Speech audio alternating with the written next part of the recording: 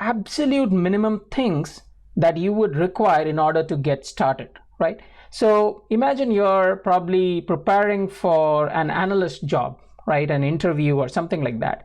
And you want to know the absolute basics of right from the fact that what are databases, what is a table, what is data, how do I get my environment set up, what is a select query, how do I join two tables. All those things are covered in very detailed manner in the SQL 101 or the other course in my list of courses. This course, basically I like to call it as SQL 201, is a little bit advanced. Right? What we'll do is we will take all the concepts that we learned in SQL 101 and try to add more concepts to it. We will look at what are views, what are triggers, computed columns, and so on and so forth. Now, the overall aim in this is basically to get you familiar with the other concepts that SQL provides. We will be using the same approach that we took in our SQL 101. That is, we start with something super basic. We will look at what are views, what is the minimum in SQL, and at least get to a point where you can carry it forward further, right? So let's get started. It's going to be a fun course. Feel free to give me all sorts of comments through the discussion forums and stuff. I did take into account a lot of feedback that I received from my previous course to add some sort of quizzes or some homework assignments kind of a thing. So I will be adding those as well in this course. I will be sharing the scripts and keep the feedback coming. Thank you. Let's assume that you have an employee table, right? And it's a physical table, right? The ones that we discussed in our previous lectures, it's a physical table. So let's assume it has something called as an employee ID. It has something, say the employee first name, and what else? It has the employee's SSN number. It has the employee's phone number. It has his department name and maybe his address. Okay, pretty common stuff, right? This is what you would generally find in an employee table. Now, what happens is your boss comes to you and says that, hey, you know what, one of the reporting teams is asking for this data and they have their own reporting tool. So they basically want access to this table. So I'm okay giving access to this table, but you know what, I don't want to really expose the employee's SSN number and phone number and maybe say even salary, right? But others are non-confidential stuff. So, just figure out a way in which you can kind of expose, say, first name, phone number, and department and address, just that one. So you go back to your desk and think about this, right? He has said that basically they have their own reporting tools. So, they just want access to this table. This is where the concept of views come into place. One thought process could be that you create another table, which basically is just a replica of this one, and just put the columns that are needed and you give access to that table. That is one way of looking at it. But that will actually mean that you are going to maintain two tables now, which you don't want. So you create something called as a view.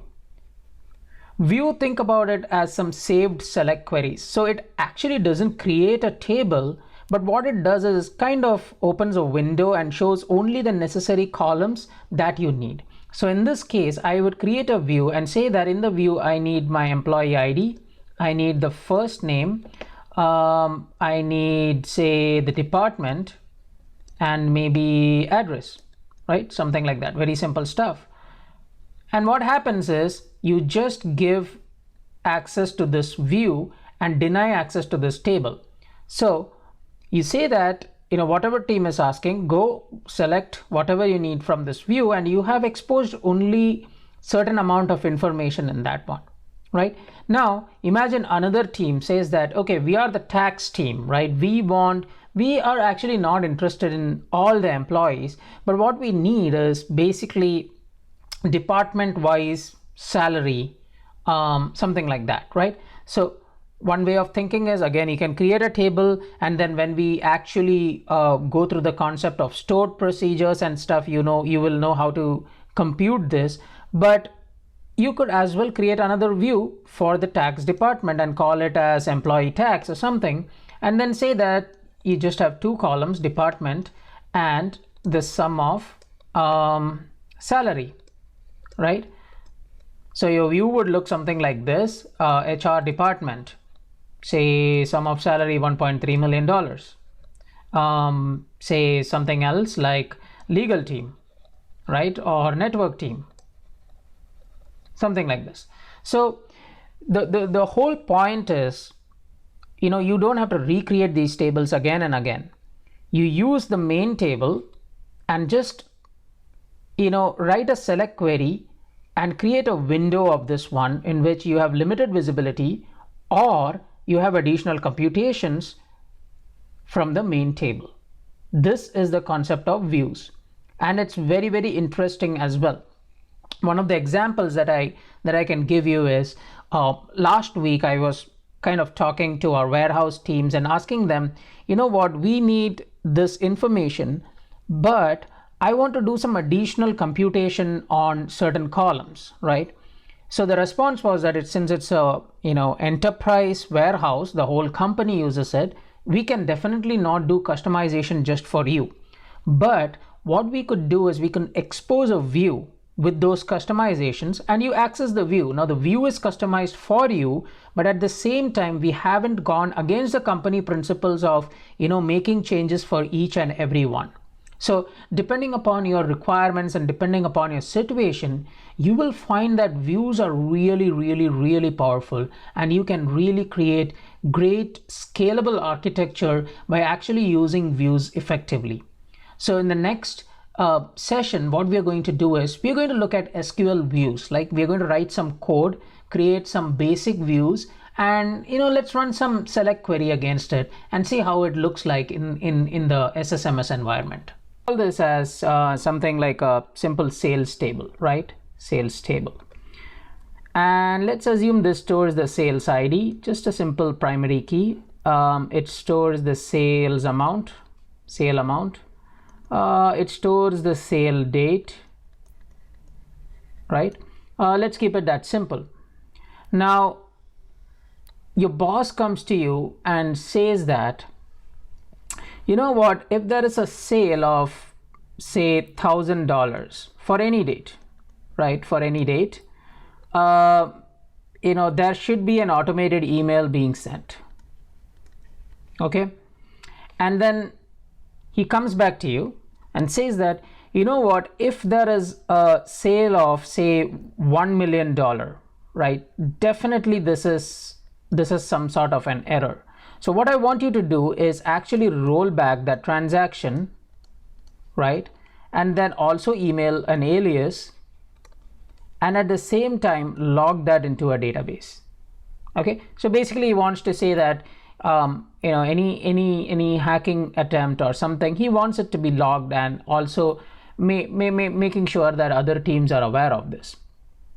Okay, now basically he says that, what, if the total sales, right, total sales for a month, say sale date, right, for a month, if it exceeds, say, $5 million,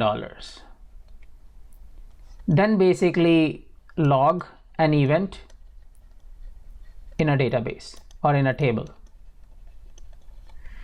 So if you see what is common over here, you're doing something when some sort of an insert is happening, right? You're inserting a row, checking against a set of rules, and doing some action, right?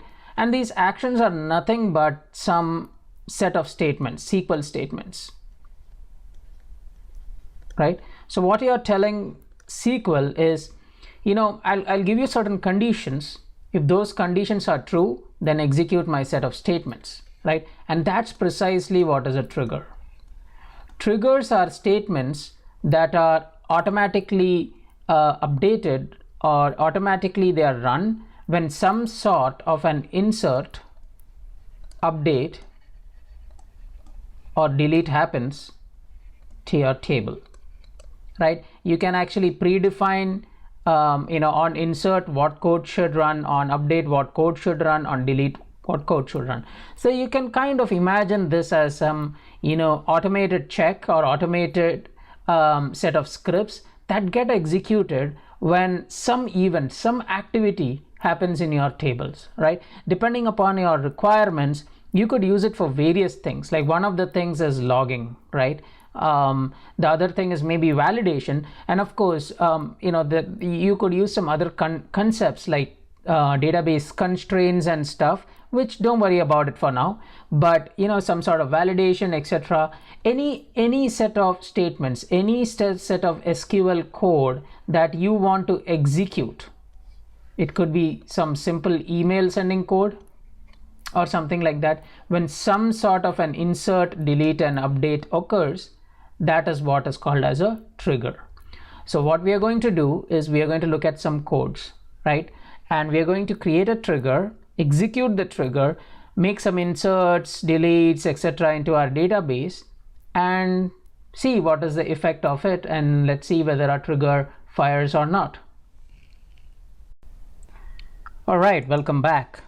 So we're going to look a little bit about, talk a little bit about triggers over here. And we just discussed that, what is the general concept of triggers? It's nothing but a set of statements that get automatically fired when some sort of an update, insert, or delete happens in your table. So, to kind of give you an overview, like when you open a table, all the triggers will be stored in this folder. So this is basically the GUI approach. And of course, you can right click and say new trigger. It will generate some code for you, and you can start writing, your trigger code. And again, if you actually go to view followed by template explorer, it'll actually open a set of scripts. And one of them I'm sure should be for triggers, where you can kind of create a trigger and then go to query and say specify values for template parameters, and then kind of update these values. So this is the typical thing that you could do when you are actually working with any feature, right? Any new concept. But what we'll do is we will actually write a trigger from scratch so that you get a feel of, what this trigger is, how does this work, and so on and so forth. So let's just make sure that we have some room over here, and okay. So what I want to do is I want to first of all choose a table over here, and let's choose this one. Let's just look at some data in that table. Select star from human resources.shift. Okay, and let's just make sure we're using the right database. Let's try that one more time. And then it has just 4 rows, simple stuff. It has your shift name, your start time, end time, and when was that modified. So let's do one thing. You really don't want people to mess up shifts, right? Or accidentally some sort of new shift getting added without a management approval. So what we'll do is we'll create a trigger to not allow that. What we'll do is we'll say that whenever an insert is going to occur on this particular table, we'll just roll it back. Now, rolling back is a different concept. Just for now, think of it like you are not making those changes permanent, but you're saying that whatever statement was fired, please just make sure that that is not accounted for. All right. Okay, so the general syntax is, like we did for create view, it is create trigger followed by give any trigger name. I'm calling this as demo trigger. Okay, then you say on which table do you want this trigger. So I want this in my human resources.shift, so I'll say on human resources.shift. And then you can say after or before, and I'm choosing after. Again, insert or update or delete, right? I'm choosing insert. I'm going to say that as begin. First of all, print saying that insert is not allowed. You need approval. And then what I do is I just roll back the transaction. Very, very, very simple stuff. I use the end statement and say go. All right, let's see if this executes. So the command executed successfully. Now if I refresh this folder, I should see my trigger getting created, right? If I script this trigger, you will find that, this is the code that we had written. Okay, so it's time to test the trigger, right? We want to see whether this really works. So what I'm going to do is I am going to insert a row into this. So I'm going to say insert into this table. I'm going to use the general syntax for inserting it. So let's see what all columns we have. Shift ID is a primary key, so it's probably an auto incremental key. Name, start time, end time, and say modified date, right? And I'm going to put in some values, punch in some values. So I'm going to say values. Let's say I'll call the name as Rakesh, just the shift name as Rakesh, and it should basically let's just make sure we have some good values. So it starts at 7, ends at, let's not do 3, but ends at 8. Just trying to have some fun. I have a very short shift, and then I'm going to say that the modified date is today, right? Very happy if I get this shift, but when I run this, the trigger actually fired, right? It basically, oh, this is actually this is actually an error, right? This basically says that that the value already exists. So let's see. Okay, let's see. Let me just call this as Rakesh2, and let's see if this works. Okay, so you see that our print message got printed, and then what it did was it actually rolled back the transaction. Now if you run something like this, select star from our shift, you will not find a value called Rakesh2 that you inserted. The other conflict that we got was because I was trying out this and I might have inserted a value called Rakesh just to try out without triggers whether it gets inserted or not. But nevertheless, if you see, I tried to insert Rakesh2, but it actually rolled back the transaction completely. It didn't even allow me to insert that. So this statement was automatically fired. Now the interesting thing over here is this is at table level, right? You try to create something in the table and your set of statements got executed. What if you don't want to create a table level, but you want to run some statements when some sort of changes take place at the database level? Your database can contain so many tables. You don't want to keep writing triggers for every table, right? So that's what we call as a database level trigger. Okay, so the syntax is kind of the same. We say create trigger followed by your trigger name. I'll call it as db trigger, and then what I say is that on database, it's not table, but I say after I create any new table, what I want to do is I want to basically print a message saying that creation of new tables not allowed. It could be your any custom code, but I'm just keeping it simple and I'm rolling back the transaction.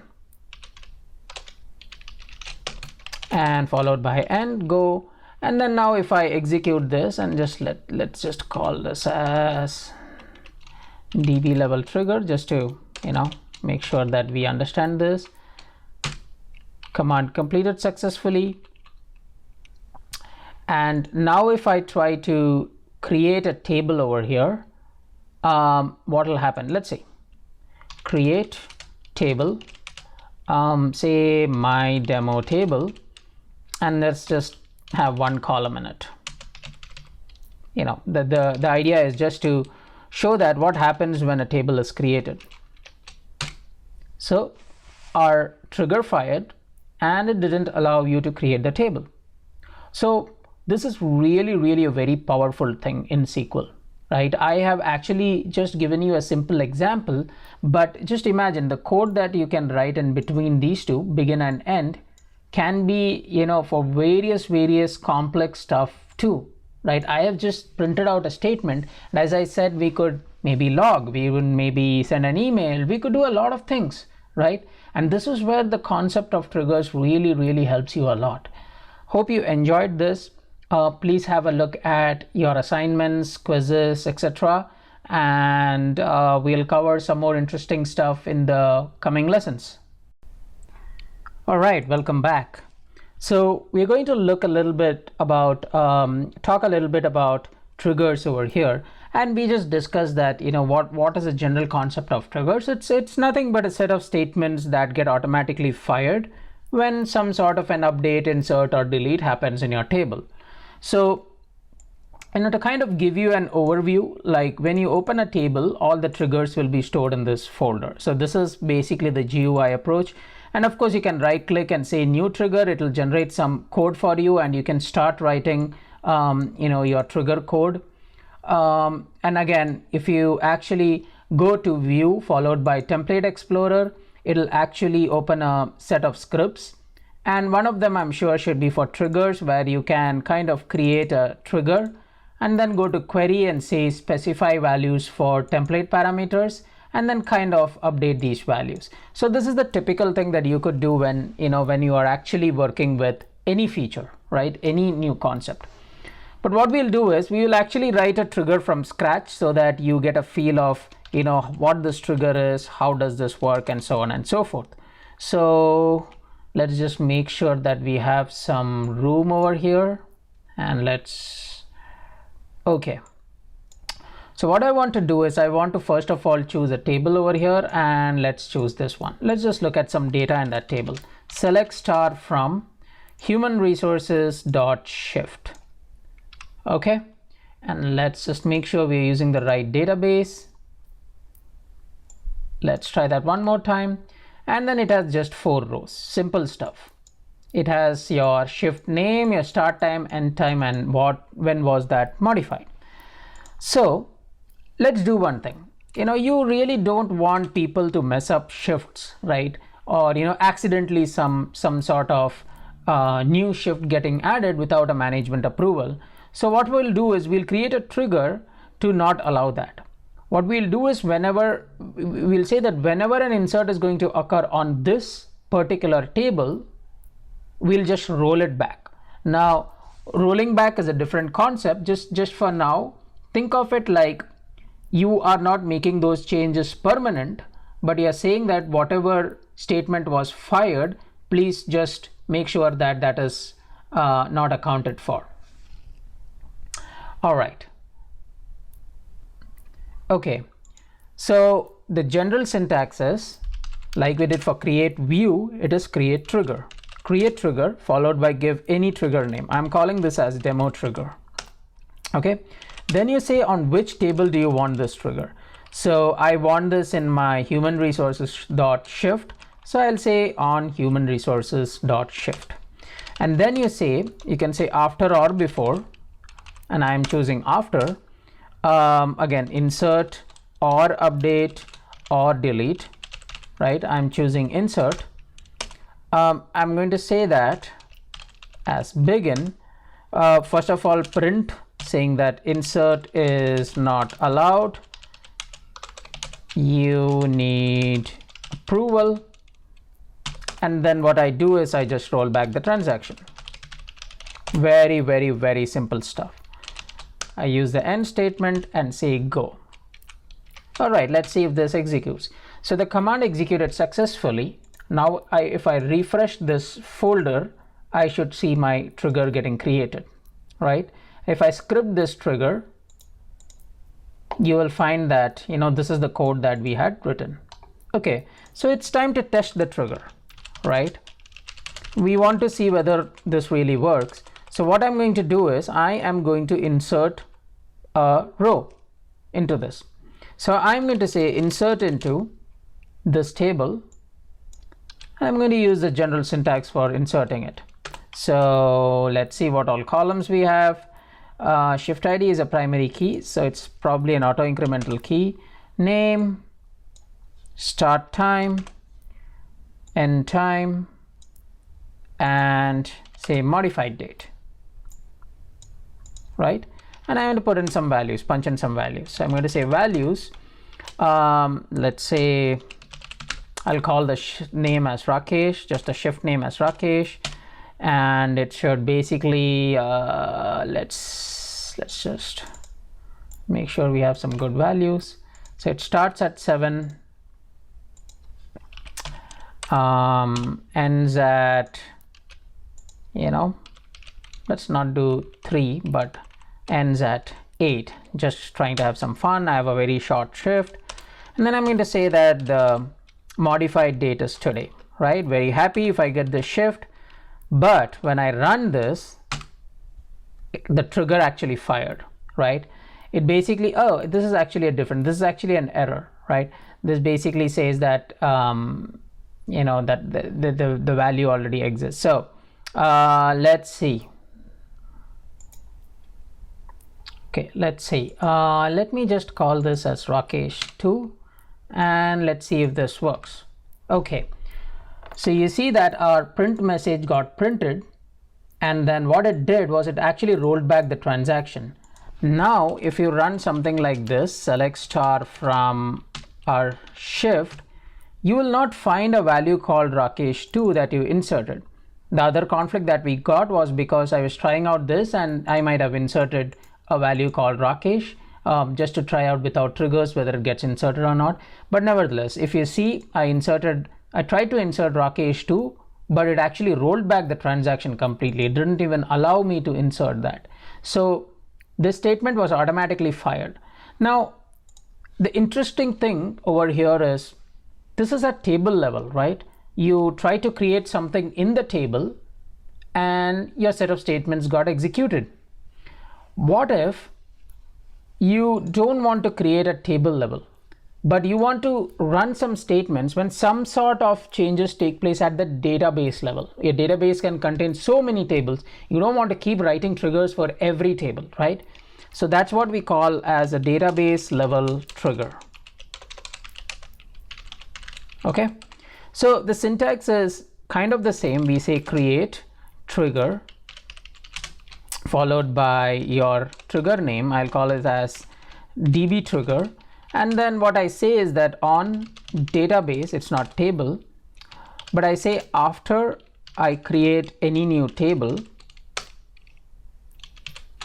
what I want to do is I want to basically print a message saying that creation of new tables not allowed. It could be your any custom code, but I'm just keeping it simple and I'm rolling back the transaction. And followed by end go, and then now if I execute this and just let's just call this as db level trigger, just to make sure that we understand this. Command completed successfully. And now if I try to create a table over here, what will happen? Let's see, create table, say my demo table, and let's just have one column in it. The idea is just to show that what happens when a table is created. So our trigger fired and it didn't allow you to create the table. So this is really a very powerful thing in SQL, right? I have actually just given you a simple example, but just imagine the code that you can write in between these two, begin and end, can be for various complex stuff too, right? I have just printed out a statement, and as I said, we could maybe log, we would maybe send an email, we could do a lot of things, right? And this is where the concept of triggers really helps you a lot. Hope you enjoyed this. Please have a look at your assignments, quizzes, etc. And we'll cover some more interesting stuff in the coming lessons. So what are computed columns? As the name suggests, these columns are basically computed based on values of other columns. So let me give you an example. Suppose you have an employee table, right? And employee table is actually updated via some website. And what you do is this employee table, contains a couple of columns. It contains the first name, and it contains the last name, and say some ID, say employee ID, and address, right? And what you want to do is you want to compute, or you want to actually derive the first name plus last name. Now, it wouldn't be really wise for you in the website or on the web page to kind of ask a form where you have the first name, then you have the last name, and then you say, give me your full name, right? Something like this, where it's nothing but your first name plus last name, right? And this is where we use the concept of computed columns. What we do is we add an additional column, but this column would be based on the inputs or values for the other columns. So what I'll say is this column is based on first name and last name. So I'll say this column is nothing but a concatenation of first name plus last name, right? So what you're doing is this particular column value, you are not asking from the user to directly input. Rather than that, you're actually computing. Now, one example I can give you is, I was working on a data science problem last week, where basically what I had to do is I had a table, right? And I basically had a couple of values here. And what I needed to do is against these values, I needed to compute the mean and I needed to compute the standard deviation, right? So it's a simple formula if you think about it. And accordingly, I was computing the mean and the standard deviation, by referring other tables and stuff like that. That's a different thing. But what I'm trying to say is that these are pure computations, right? Pure computations. So that is what these computed columns are. It's again very useful in many of your situations. Let's quickly dive into how we can create a computed column in SQL Server.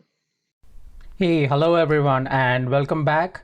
So in this session, we are going to introduce a very new concept that you will find using more often when you start developing your web applications or even reports. And this is a really very interesting concept, and you can see how the concept of stored procedures can make life really easy for you. Clean up your thought process as to how to think in a more logical way, how to organize your queries and how to organize information in a more clear fashion. So let's start off looking at the Wikipedia definition. What does it say? A stored procedure is a subroutine available to applications that access a relational database system. A stored procedure, sometimes called as a proc, sproc, etc., is actually stored in the database data dictionary. So too many words. What we'll try to do is we will try to break this down, right? We'll try to kind of see conceptually what does this mean, and then using our usual approach, we'll write some code and see how does this look like in SQL Server.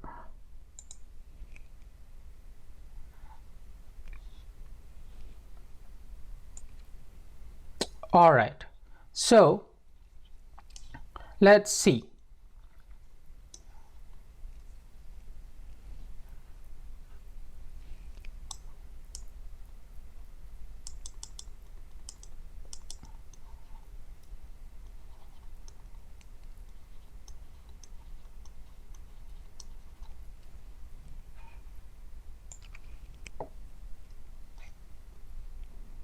All right, so let's assume that we're talking about some kind of a website. Okay, let this be a shopping website.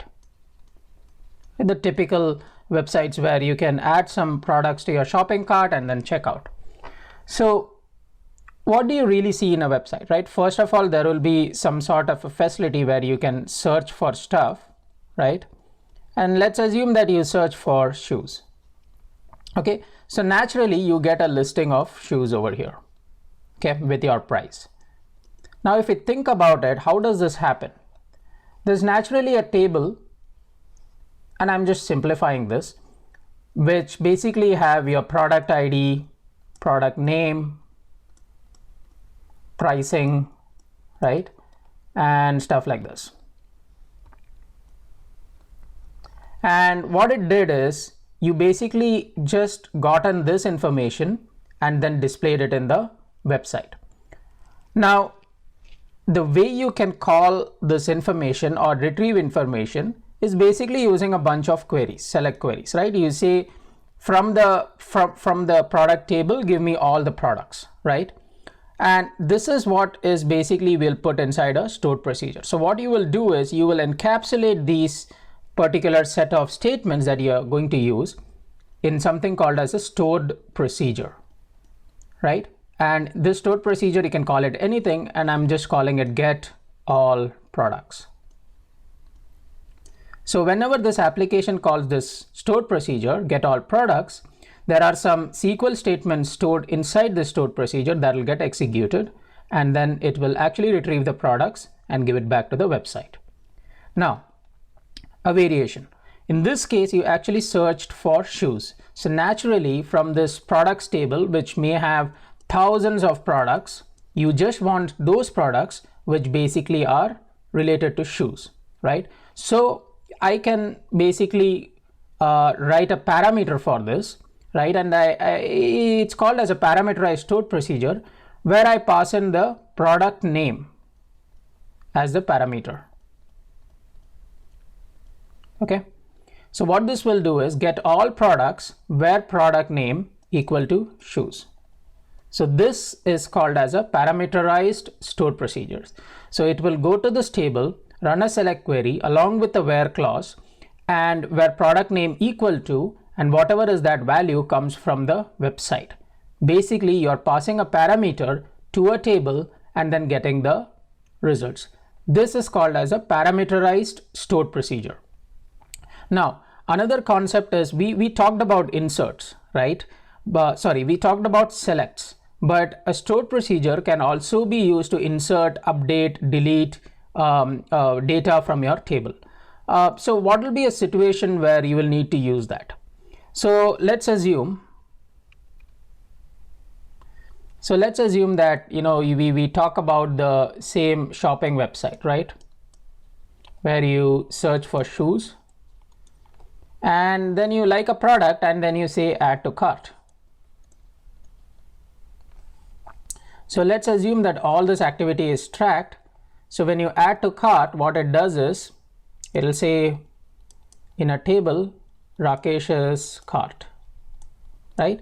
This table will have something like product ID, product name, maybe the quantity, and say price, something like this, right? It can have other stuff like date and stuff. We're not going too much into it. So as soon as you add to cart, what it does is it inserts a row over here saying that this person has chosen product 6, product name is something, right? Quantity is 1 and his price is say $19, right? Now what happens is when you go to your checkout page, you see that, oh, I actually need quantity 2, right? So what I do is again update this, and then internally it calls a stored procedure which will update this and say the quantity is 2. So these are the simple ways in which stored procedures can be used. We saw how stored procedures are used to just select some rows. We saw how stored procedures are used to select particular rows, that is called as a parameterized stored procedures, right? And then similarly, we can extend that concept to insert rows, insert based on parameters, delete rows, edit rows, update rows, and so on and so forth. But think about stored procedures as your saved SQL statements that any application can call, and then you can retrieve the data. So what you're doing is instead of actually writing a query every time, you have some expert who has written a very complex query for you and packaged it into a stored procedure, and you are just calling the stored procedure, right?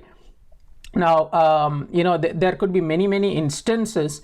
For example, if you have a couple of reports, right? You're a report developer, and report is nothing but display of data, right? And let's assume that you need to display a data which basically involves, foreign currency, and you want it to be translated to US dollars every time, right? you can either write code to translate it. You can, there might be a table or something which stores the conversions, where you can refer and get it.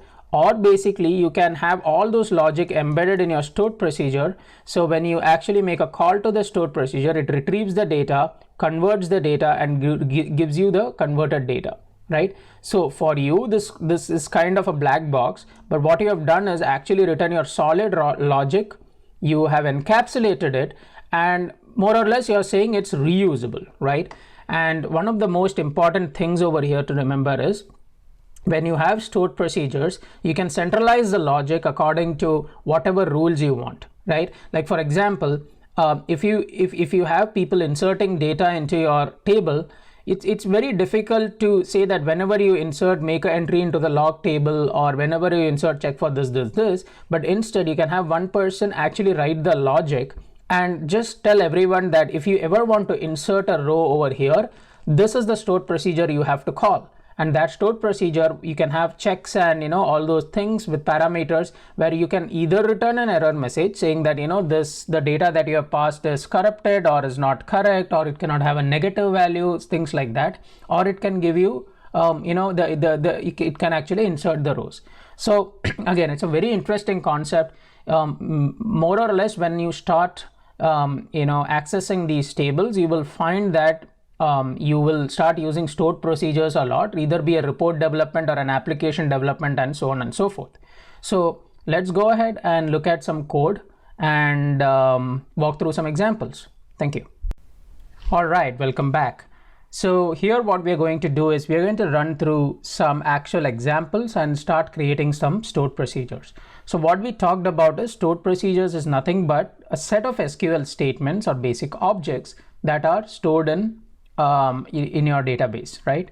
Now, one of the things to remember is stored procedures. When you actually create a stored procedure, you can actually, it actually compiles and an execution plan is created, right? We will go through more in details of how the execution plan is created and what is an execution plan and all. But now you can remember that just take my word on this, that it will be cached, and hence, it will be a little bit faster.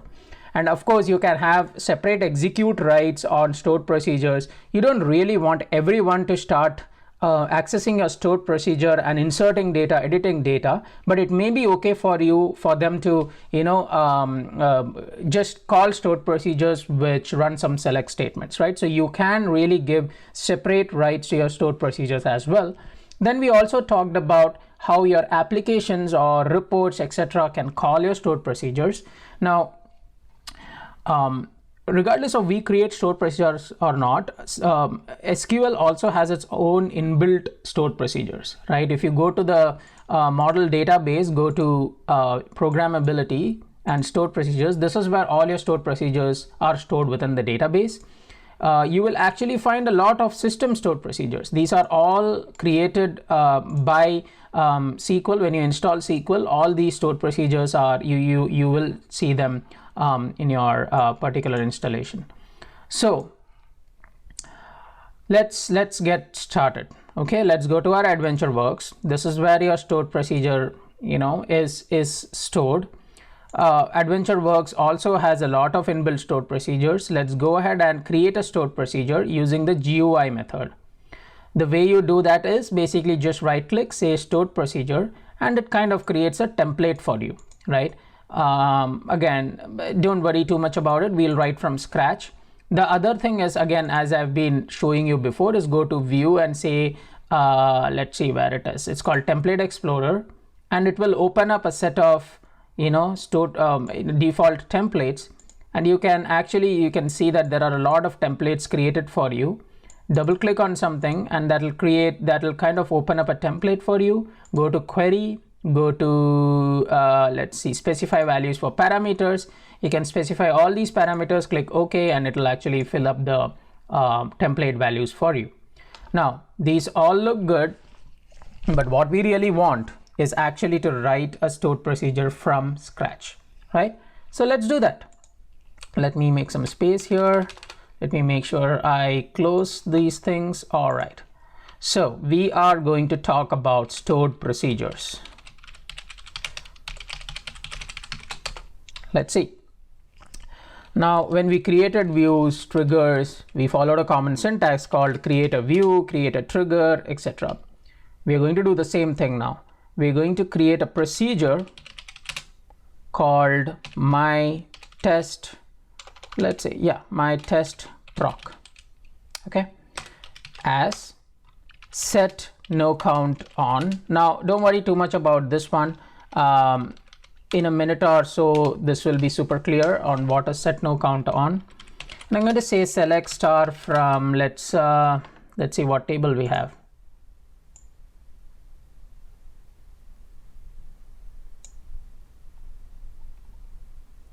All right, let's use the same one. Let's use the same one that we used in the previous example.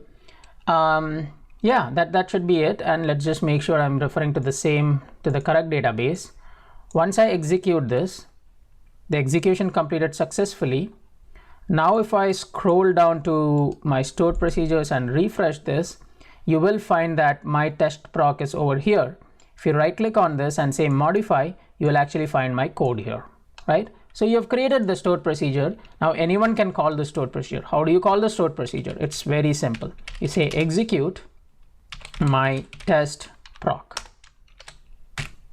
and you get the results. So all a person will need to know is your stored procedure name, right? You can say that your application, if you want to get all the shifts, just call my test proc from whatever applications you need. I have granted everyone select rights over this, and you will get the results, right? So this is basically the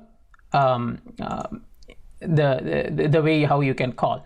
But if you look at messages, you see that there is a SQL message returned to you saying commands completed successfully. Just keep this in mind. We will see a small variation, right? Now let me go ahead and create another stored procedure. Basically, I'll use the same thing, but I'm going to call this as my test proc 2. And here I'm going to use set no count off. Same stuff, but just a small variation. Command completed. I'm going to say execute my test proc 2.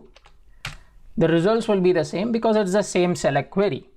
But now if you go to messages, you see that there is 4 rows affected.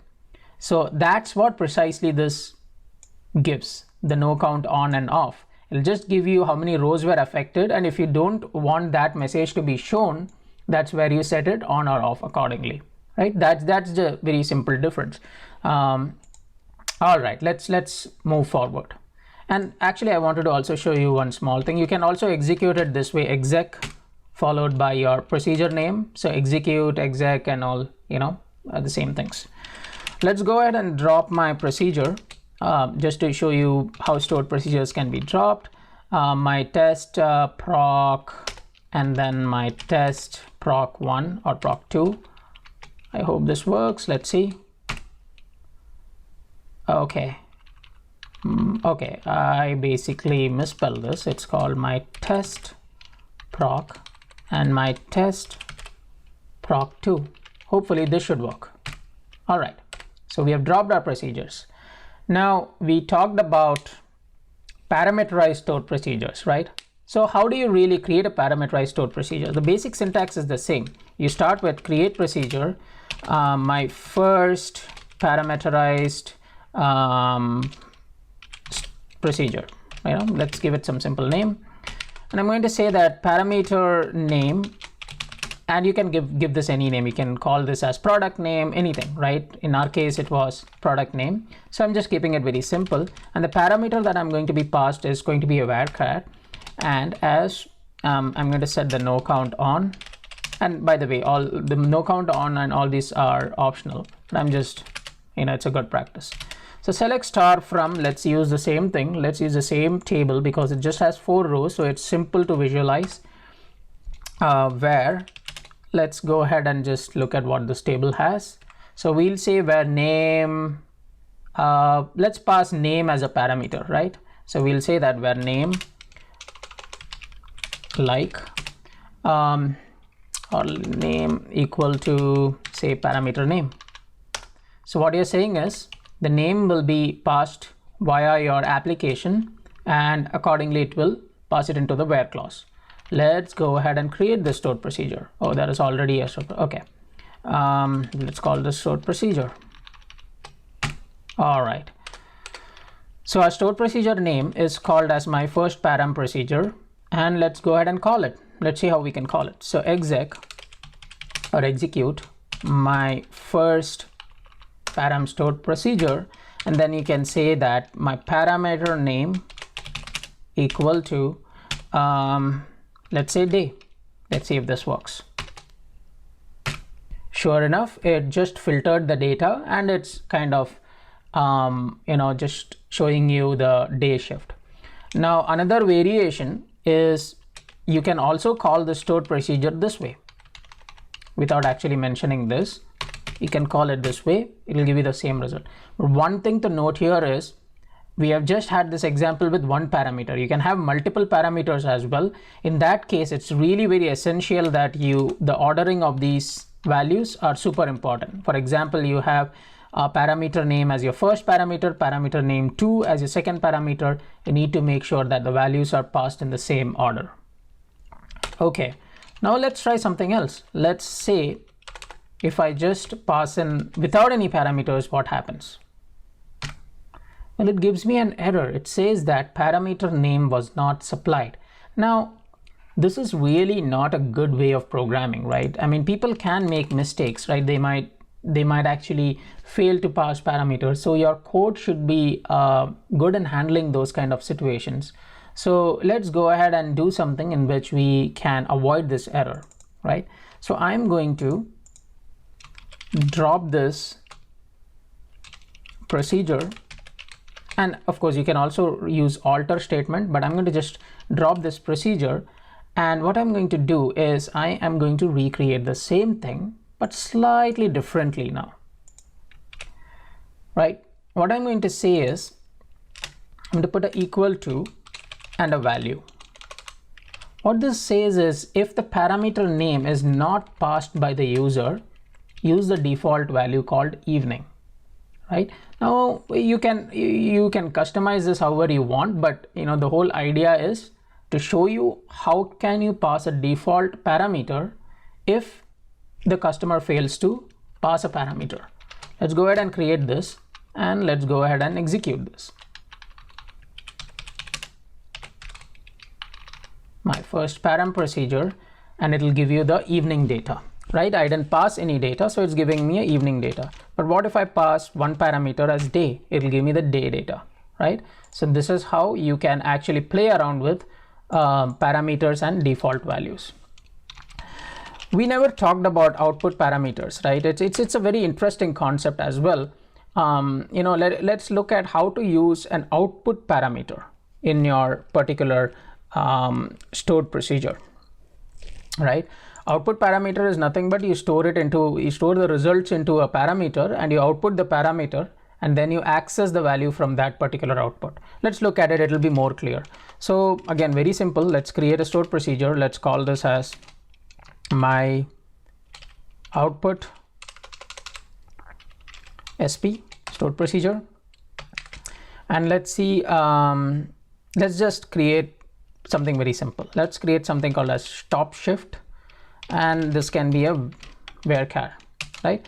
But I do not want this value from user. What I'm saying is this will be your output parameter. Hence I have actually suffixed with the keyword called output, and then I'm saying set my top shift value equal to, and just a simple step, select top one from select top one shift, actually select top one shift ID from what was the table name. This was the table name. It's from this one. Okay, and yeah, that's pretty much it. Let's see if this works. Oh, some issue. Oh, okay, I didn't close the bracket. I hope this works this time. Okay, so we have a procedure with an output parameter, but once I execute this procedure, how do I get the results? Let's look at it. So I'm going to say declare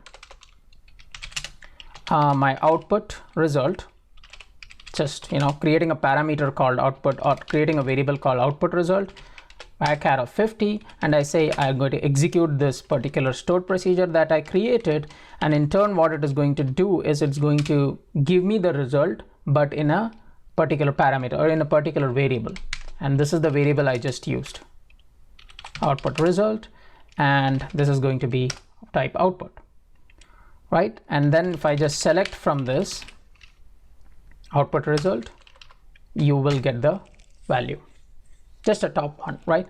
So so the ways that you can use this is sometimes you make some computation using stored procedures, you store it in a value, and you have to reuse the value, reuse the whatever is returned from stored procedures in some other logic, right? And that's where you can really make use of these kind of output parameters and stuff, right? So let me go ahead and drop this stored procedure. Okay, let's see, drop proc this. All right, now we looked at how to execute some select query from stored procedures. We looked at how to use parameterized stored procedures. We looked at how to use output parameters, but I wanted to show you something else. What if you want stored procedures to do something and return a value, right? Basically returning values from stored procedures, and that's also very interesting. Let's have a look at it so that you can appreciate the idea more better. All right, procedures, and then the overall process is simple. You start with create proc, and you say my first returning SP stored procedures, right? And you say return 12.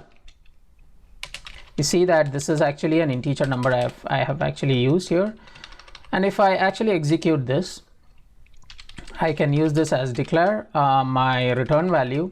Any variable name you can give, can be an integer because my return value is an integer, and I'm going to execute this stored procedure.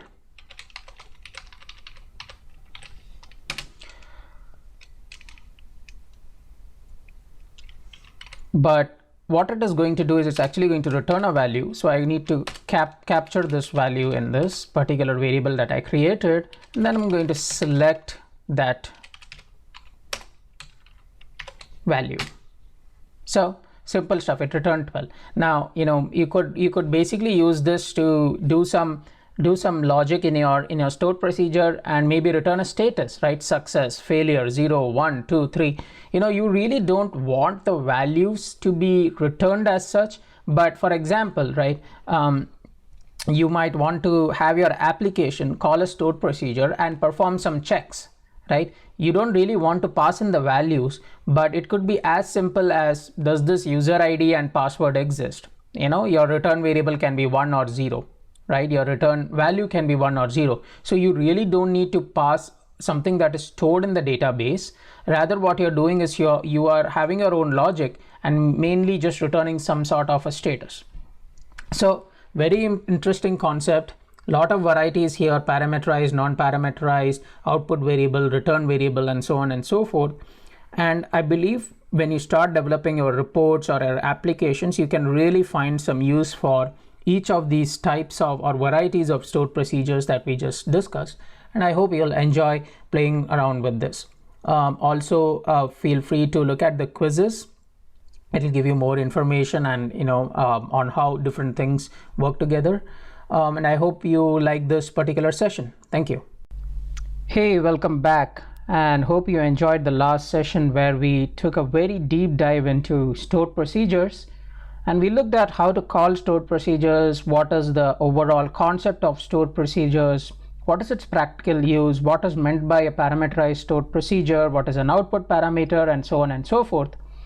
So now I thought it's probably the best time to bring in a new concept, and that is very much similar to the concept of stored procedures.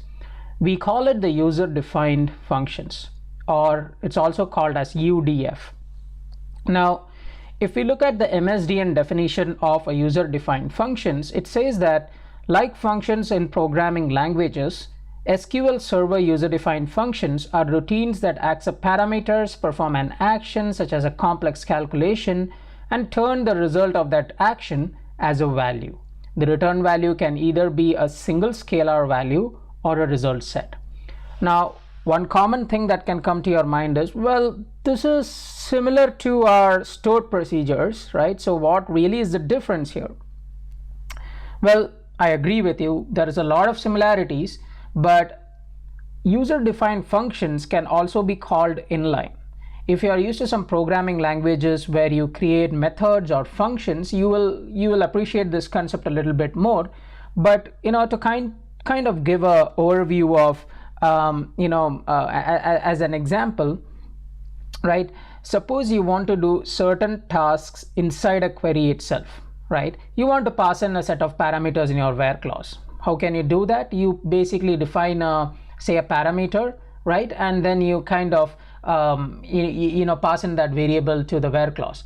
But what if that variable requires some massaging, right? For example, what if the parameter sends a comma separated list and you want to kind of split that?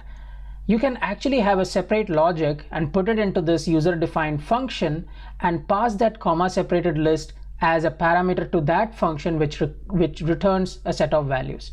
I know this might be getting too complicated since there is nothing to visualize here, but let me promise you that we will look at some examples where you will be able to relate to what is a user-defined function and how does it really differ a little bit from a stored procedure. All right, so if we proceed next,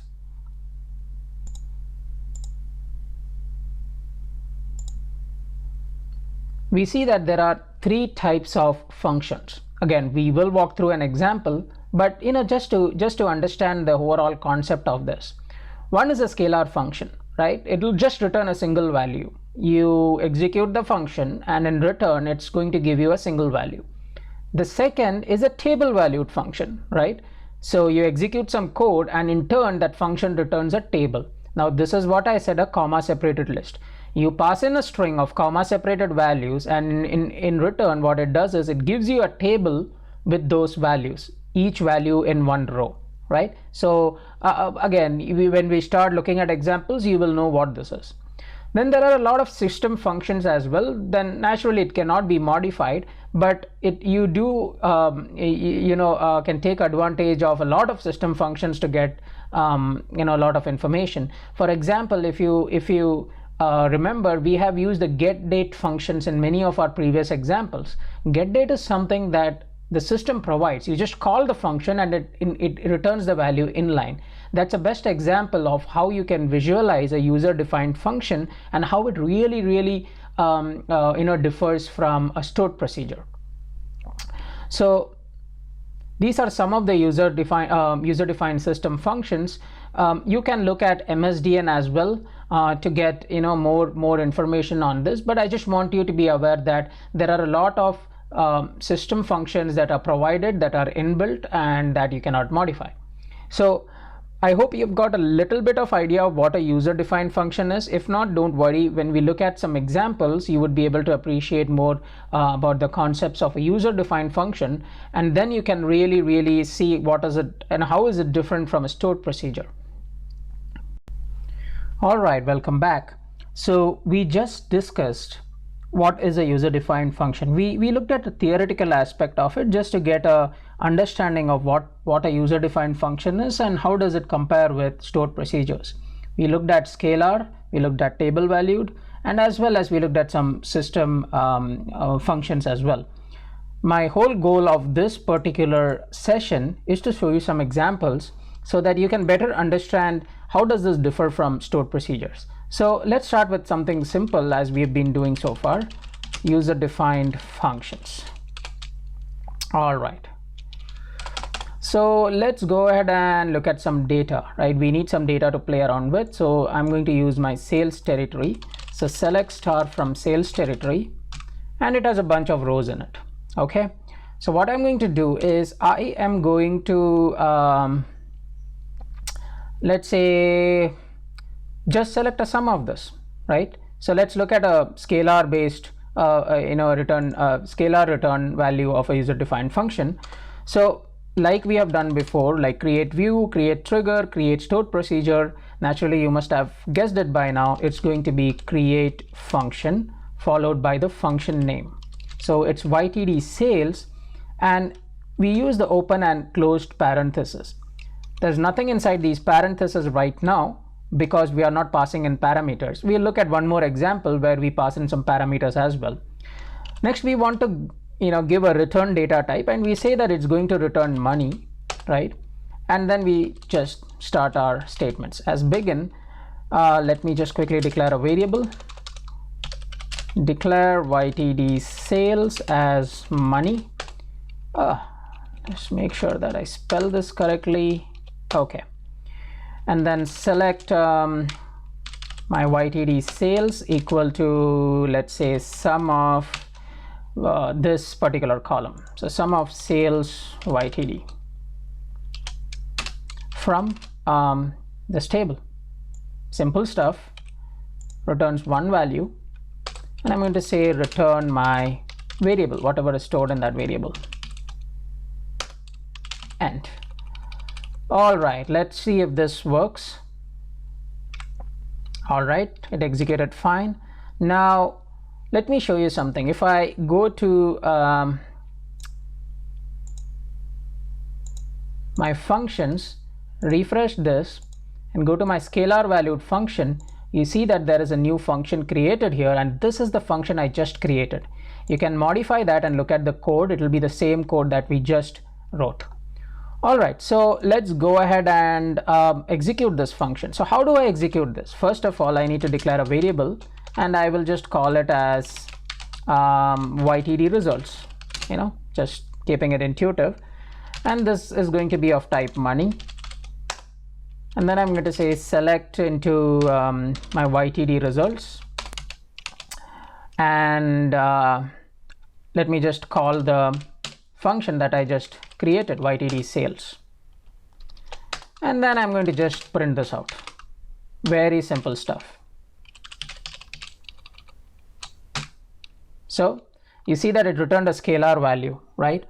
Now, this is the simplest of the functions. And then now you can really see that, in between a query, inline, you have actually called this, right? You can have a very complex query, and then in between the query, you can call this and use that value and so on and so forth. Now, let us just play around a little bit with parameterized functions so that you get a feel of that as well.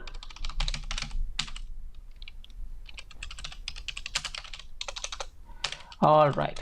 So the logic remains the same. So let us just make sure that we are super clear on what data we are dealing with. So, all right. So we are dealing with sales territory data, and let's do something different here. Let's pass in the group as a parameter, and accordingly it will give the sales YTD. It will still return a scalar value, but what we are doing right now is it's not summing up this entire column, but rather just filtering by whatever parameter we are sending. So let's go ahead and create a function. So create function. Let me make sure that I have some room. Okay. And let me call this as YTD group. Just to make sure I clean up things correctly, I'll just use drop function YTD sales, just to make sure that when I execute this the next time I do not encounter a conflict. Okay, create function YTD group. And this time it's not going to be just open and close parentheses, but what I'm going to do is I'm going to introduce a parameter, and I'm going to say the type is varchar of 50, and I'm going to say it returns money, right, as begin. And I'm going to say declare YTD sales as money. Okay, what I'm going to do is inside this variable that I just declared, I'm going to select the sum of sales YTD. Just so that you can visualize what I'm talking about, let me just show you the data. So sum of sales YTD, again from this table. But what I'm going to do right now is I'm going to introduce a where clause, where group equal to whatever is sent here, YTD, whatever is sent as a parameter here, group. Right, so simple stuff. So once this computes, then we say return whatever is YTD sales.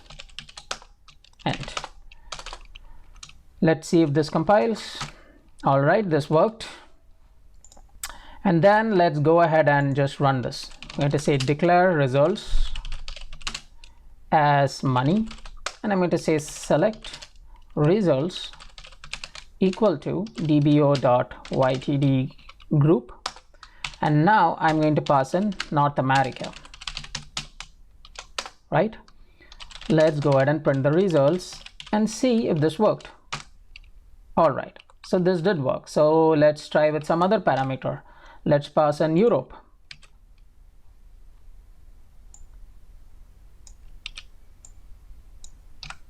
Okay, so this is how you can pass parameters to your functions as well.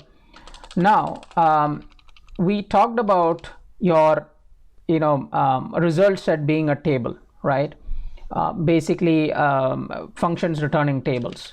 So let us look at an example as well. All right, so just to make sure I clean this, drop function ytd group. All right, okay, so let's go ahead and create a function. This is just a small variation to our existing one. So st_tb valued, table valued function, and let me show you with a parameter. So territory ID I'm passing as a parameter, again just so that you can visualize what I'm talking about. Let me just show you. So I'm just passing this particular ID as a parameter, and this is an integer. I close the brackets, and then I say it returns a table this time. And by now you must have guessed the syntax as return select name. What else can we select? Country, region code. We have group. Let's select sales by TD also from this. So just 4 columns. Let me make sure I put this in square brackets. From sales.sales territory, where territory ID equal to whatever is passed in, right? So let's see if this compiles. It did.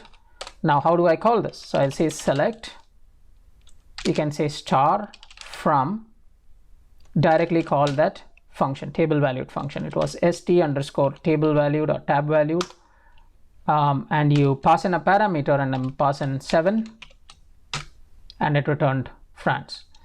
And at the same time, if you just want certain fields to be returned, you can say country, group, name and group, and it will return only that portion of what you're asking for. So we looked at all the varieties here. We looked at how to get a scalar valued function, how to get a table returned back, how to pass in parameters, and a combination of all of them. So by now you must have really able to differentiate between stored procedure and a user defined function. I would strongly encourage you to go through some of the exercises that I will be uploading, so that you get a better feel of how these things are and what are the different things possible over here. User defined functions are really powerful functions. Even in a lot of mathematical operations that you do, there are lots of libraries which will actually give you a bunch of user defined functions that will allow you to do certain complex calculations, and you don't really need to start writing complex code for that. So that's kind of the overview of user defined functions. Hope you enjoyed it. We will see you back in the next session. Thank you. All right, welcome back. So we are almost midway in our course, and I think it's the best time to go into more and more complex stuff, so that when you start designing your applications, you at least know what is out there and how you could use them. So this is a good time to introduce the concept of transactions and error handling. But before we take a deep dive into those concepts, I believe we should first look at some fundamental database concepts that will help you understand the code when we start writing it, and when we start looking at some examples. Okay, what are transactions? If you look at a typical Wikipedia definition, that's what we've been doing so far, is basically transaction is a single unit of work. If a transaction is successful, all the data modifications made during the transaction are committed. Committed meaning it is stored in the database. But if it fails, whatever you did is basically rolled back, right? So it's basically saying that a database should always be consistent. In the sense, if you're doing some mathematical operations, you store the data only when all the operations actually completed. If there was some error like division by 0 or something, you don't really store the partial result, but your code should be intelligent enough to roll back the transaction and say that something like this never happened, right? So only then you will be able to trust the database, right? Whatever data is in your database should be trustworthy, and transactions help us do that. So for that, there is basically something called as ACID properties. If you read it up, and typically ACID means atomicity, consistency, isolation, and durability. These are the minimum set of properties, right, that guarantee that database transactions are processed reliably. Now, in databases, right, when we write code or when we have certain operations, each logical operation is what we call as a transaction. So when I say commit transaction, it basically means that whatever logical steps we just did, we are actually making it permanent in the database. When I say roll back a transaction, again, whatever logical steps we just did, we are just undoing those things or undo those things, right? So let's look at ACID properties. A stands for atomicity. It's basically saying that whatever transactions you write should be all or nothing, right? Meaning the transaction should be completely successful, or if there is an error, you start rolling it back, right? So that is basically what the atomicity property in the ACID properties tells us. The next one is consistency. Consistency basically says that any transaction will bring the database from one valid state to another. So if you think about it, when you actually start making changes to data, you are actually saying that the database had this data. Now after your set of statements, it is going to have this data, right? So it's basically just saying that whatever executions that you do, whatever logical statements that you execute will always be making the database consistent or keeping the database in a consistent state. Isolation property ensures that the concurrent execution of transactions result in a system state that would be obtained if transactions were executed serially. For example, if a table is being updated, or let's take an even simpler example, if a row is being updated and the updates happen parallelly, right? One user updates the row, second user also updates the same row, you shouldn't really have inconsistent data. The database should provide sufficient mechanisms in which all these updates run as though they are updating in serial order, right? So we won't be going too much in locking a row, locking a database, locking a table and stuff. But if you want to read it up, you can read up the concept of locks, how an exclusive lock is placed, how a row level lock is placed. That will basically make sure that this particular property has been fulfilled. The last is durability. Durability meaning once you store your data, it should remain in the database, right? Imagine you shut off your computer and then you shut it on the next day and all the data is erased. That cannot be true. It should always be persistent, and that's what is the concept of durability. So these are the 4 basic principles around which databases are built. So let's take a deeper dive on these things theoretically, and then we will look at some code as well, right? How these ACID properties come into existence, how do transactions work, what do you really do if an error occurs, what is rolling back a transaction, what is committing a transaction, and so on and so forth. Some bank, right? Bank 1. And you have your whatever savings account or something like this. What you want to do is you want to transfer some money to bank 2 to your friend's savings account, right? So you want to transfer some money. Typically, if you think about it, how this happens, one is it debits this amount from your account, right? And then next it credits the amount to your second account or bank 2 account. Now, if you think about this at a very high level, this involves 2 steps, debit and credit. What happens if your flow, if your logic fails after step 1? After step 1 is completely succeeded, but step 2 fails. That means your money has been debited, but at the same time the money is not credited in bank 2, right? Or you can have other failures as well, right? Something happened during your debit, but the money was successfully credited in bank 2, so the debit amount does not even show up in your account. So this will be a huge disaster, right? So basically what you're saying that only execute if my steps 1 and 2 are able to succeed completely. Even if there is a failure anywhere, you start rolling back or start undoing everything that you did. And that's basically is the concept of rollback, right? But if both of them succeed correctly according to some criteria, you basically make the changes permanent. That is called as committing a transaction. Sorry, commit transaction. Right? These steps are your logical steps. These steps are your transaction steps, right?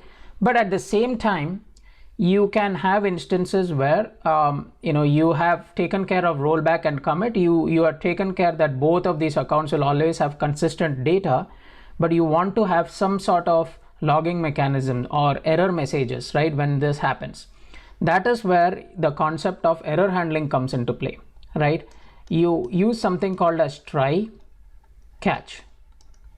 What you do is whatever is the logic here, you put it in the try statement. Try statement just means that try executing these SQL statements, right? And if there is any error, the control is transferred to this block or the catch block. And this is where you can have your error handling code. What do you need to do? Do you need to escalate this? What is the severity of the error, right? Do you need to send an email? Do you need to inform someone? Something like that.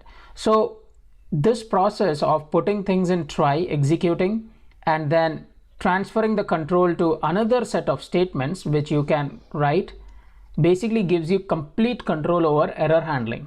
You can really write your custom error, very specific way of handling errors in a more nicer way, and not really depend just on what the system will give you, right? So the concept of try catch is widely used. One of the examples that I can give you is in one of the projects that I've been working is basically the upstream is set up in a way that is having log shipping, right? So it restores the database maybe every 4 hours, 5 hours kind of a thing, right? So naturally, when I query the database, if it is during that time of restore, it is going to throw an error. Now, if I don't encapsulate it in the try catch, it will actually throw that error to the application itself, right? But what I want is, I want to check if the error is basically something got to do with restoring, right? I put that logic. If the error is something to do with restoring, wait for maybe 15 minutes and retry, right? So I can have that kind of logic over here in the catch statement. Catch statement is just saying that I will give you the control, whatever, I will execute the lines of code in your catch statement, catch block, if at all I encounter an error. And so you handle it however you want. If you don't use a try and catch, what it will do is it will just throw the error to the calling application, right? So if your calling application can be as simple as calling the stored procedure, you can write an execute statement followed by a stored procedure name and call these lines of code, and the set of errors will come here, right? So depends on how you are planning to design it. So let's go ahead and look at some code. All right, so we looked at some theoretical concepts of what are ACID properties, what are transactions, how to handle error, and what is committing a transaction, what is rolling back a transaction. So I think by now, theoretically, you know what we are talking about. We are just saying that whatever logic we are writing, there are mechanisms to ensure that if some issues happen, if some errors happen, we can always undo it. Right? So I think the concepts will be more clear when we start writing some code. So transactions. Okay. So let's go ahead and query our typical table which we have been using, sales territory table, right? I'm just trying to use a table that has minimum number of rows, so that it's we don't really focus on the data and stuff, and you don't have to jump around with lots of rows and stuff like that. So let's go ahead and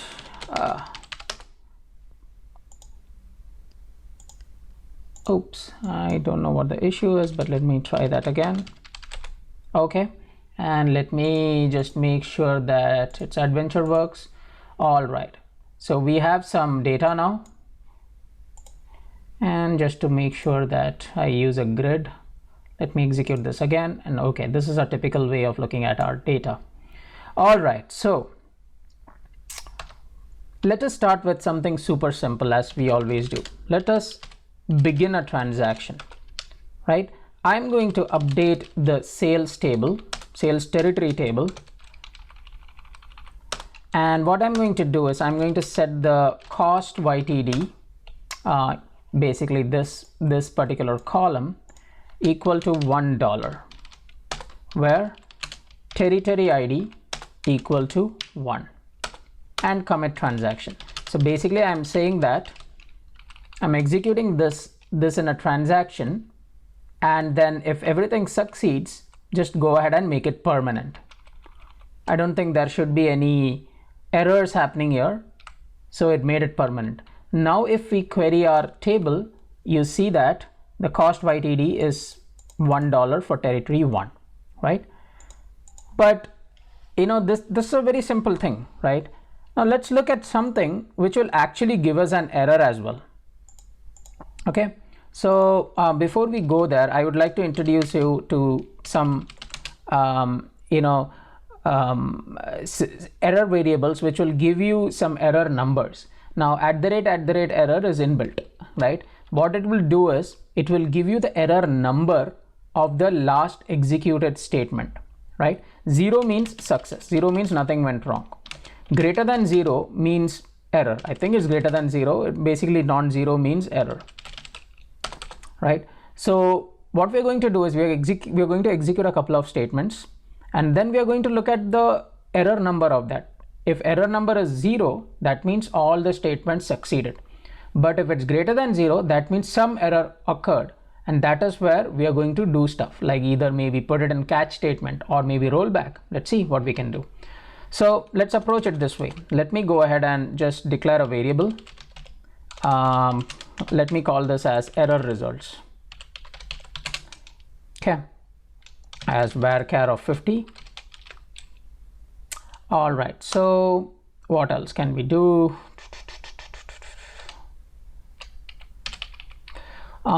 Let's begin a transaction.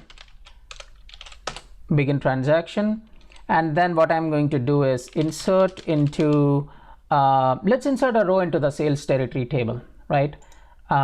And let's say sales territory, I like to generate the script this way. Then I can just copy this, go back, and then just substitute the values. So I'm going to say name as, say,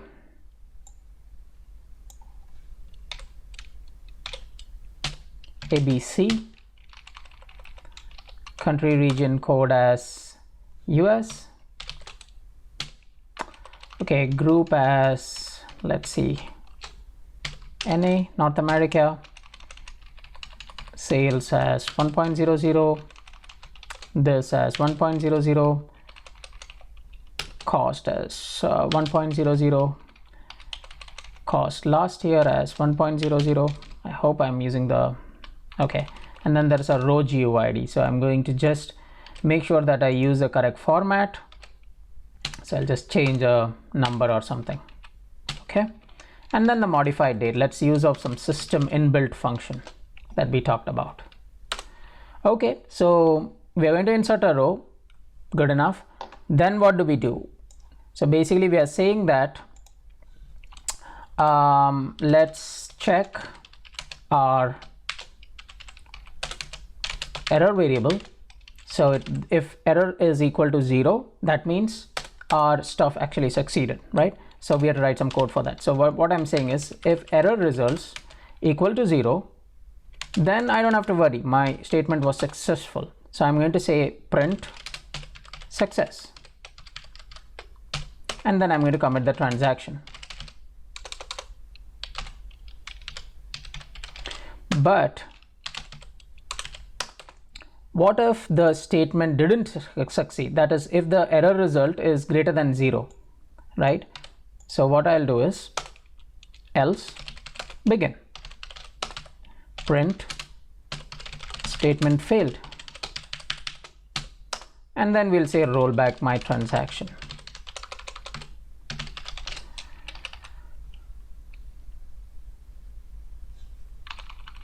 And I think that's it.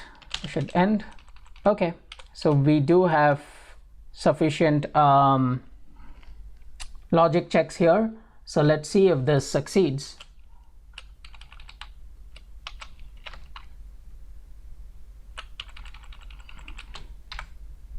Incorrect syntax near keyword else. Let's see, what did we do? If error results equal to 0, begin,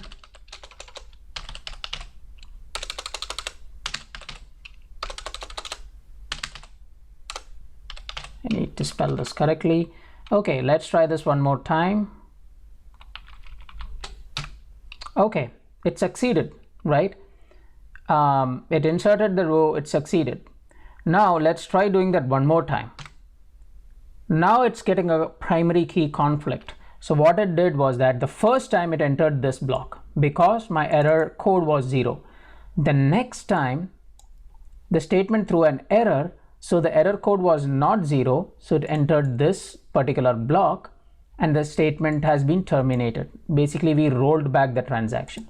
Now if you actually look at our table, let's just get a select statement somewhere. Yes, from here. Now if you select from this table, you will only find one entry for this, not two entries, right? We actually rolled back the transaction. So that is basically the whole point of, the whole idea of rolling back a transaction. Now let me show you something about a custom error message.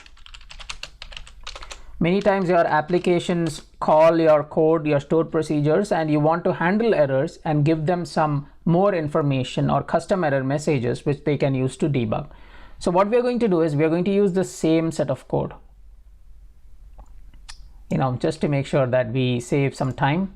We're going to use the same code, but what we are going to do is we are going to, instead of just saying print statement failed, we are going to use something called as a raise error.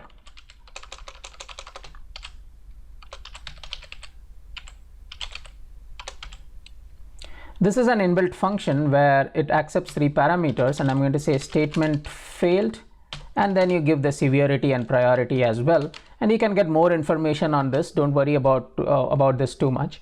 So you basically raising an error and passing a custom message, right? This is my custom message, and this is what is passed on to your calling application. Now if I execute this, you see that your custom, so the first red line is basically the system generated message, right? The second one is actually a custom message that you created right now, right? So your calling application gets enough information as to, it can know, what the error is. A third way to look at it is what we discussed as try and catch, right? We said that we can put a bunch of statements in a try block. If it basically fails, the logic transfers to the catch block and you can handle it there. So the advantage of this is, now, some people ask me, why not just use if and else like you just showed me? The problem of if and else is you actually, this is an error that is being shown to the UI, right? It is actually thrown as an error. In try catch, you can actually handle that error and not let the user know that the error has occurred, right? You can do some login, roll it back and stuff like that. In short, your execution need not be really breaking the control, right? You have a set of statements, you can keep putting try catch, right? But not really break the whole flow because an error occurred. If you know how to handle the error, you can handle the error. There could be many arguments like, we should never handle the error, we should always throw the error and stuff like that, but I'm just keeping it simple for now. All right, how do we do this? Begin try, and then I begin a transaction, and then I say declare error results. Let me actually copy this code.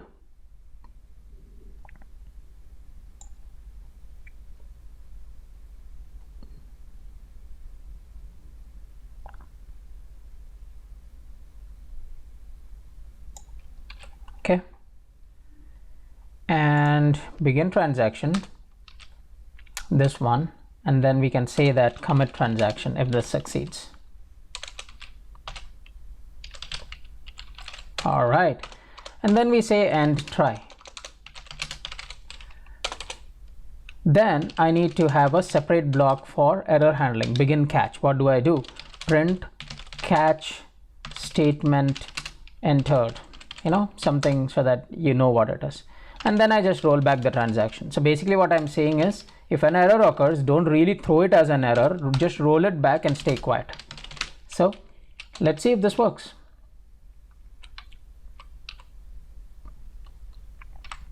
All right, so you see there is no error over here, but you actually handled the error. The catch statement was entered and you actually handled the error. So these are the varieties of things that you would commonly come across, right? You will need to use transactions a lot, try catch statements a lot, and stuff like that. So it is essential that you know what these things are, what are the possibilities out there, right? You will come across terms like deadlocks, and how to handle deadlocks. Deadlocks is nothing but if two people are trying to access a set of resources, if one is waiting for second and second is waiting for the first, then basically you start waiting infinitely, right? Just waiting for the second resource to release and so on and so forth. So there are deadlock resolving mechanisms that SQL provides. There is something called as a deadlock graph, which will actually tell you who the victim is and stuff like that, or which process is causing the deadlocks and stuff.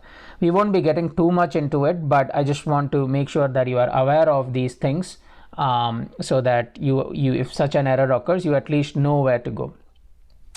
Hope you enjoyed this concept of transactions and error handling, and please feel free to go through the quiz and assignments and ask questions in the discussions forums as well. Thank you. Hello everyone.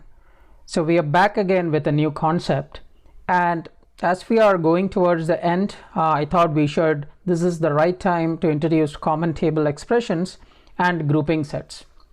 Now, many times when you start writing queries, you often find that, is there an easier way to temporarily store some result set? Meaning you do some computation, you have a table you are dealing with, and basically you want to temporarily store that particular set of values in order to do further computation, right? One of the things where we saw was that when we discussed user-defined functions, we returned a table, right? So we looked at a table variable as such. So similarly, if you have a set of queries where you want to just temporarily within your session store that table but not persist, that is where common table expressions, or commonly called as CTEs, come into picture. Let's look at a few code examples as to how CTEs play. All right, so common table expressions, or CTE, start with the with keyword, and then you can give any name to it. I'm just calling it as CTE underscore say sales territory, right? Because that's what we have been dealing with so far. And just to make sure that you can visualize this, let me just go to the sales territory table. It should be somewhere. Okay, let's copy this. All right, let's just quickly look at the table first. Okay, this is the table we are dealing with. So with CTE sales territory as, and then we given the query which basically we want to temporarily store. So I'm going to say select name and country region code from sales territory, right? So whatever is returned from this query is actually stored temporarily in CTE underscore sales territory, right? So how do you access this? Well, you can actually write a query, select star from CTE underscore sales territory, where name, like, let's say Northwest, right? And just remember, you need to end with a semicolon, and let's see how this works. All right, so you saw that temporarily this is how you store your result set. You can actually use this for self recursive and so on and so forth. So this is something very interesting to know, and it's oftentimes very helpful to kind of break down your very complex things, because if you're going to write a very complex query, you might as well break it down and put it into common table expressions, and then join all the common table expressions to get the result set that you want. That's kind of the personal approach that I follow. I try not to write a very complex query. I try to break it down and then use common table expressions or temporary tables and stuff like that in order to proceed further. So simple concept, but very useful and very helpful. The next thing I wanted to introduce is called as grouping sets, right? So before I kind of deep dive into it, let's take a revision of our group by clause, right? So let's take our sales territory table and let's look at this, right? Simple stuff.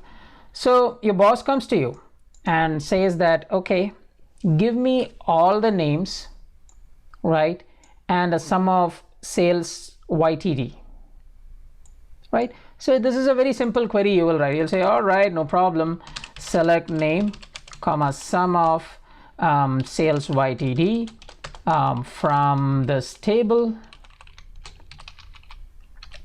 group by name, right? Your boss is very happy because he has got the results that he wanted.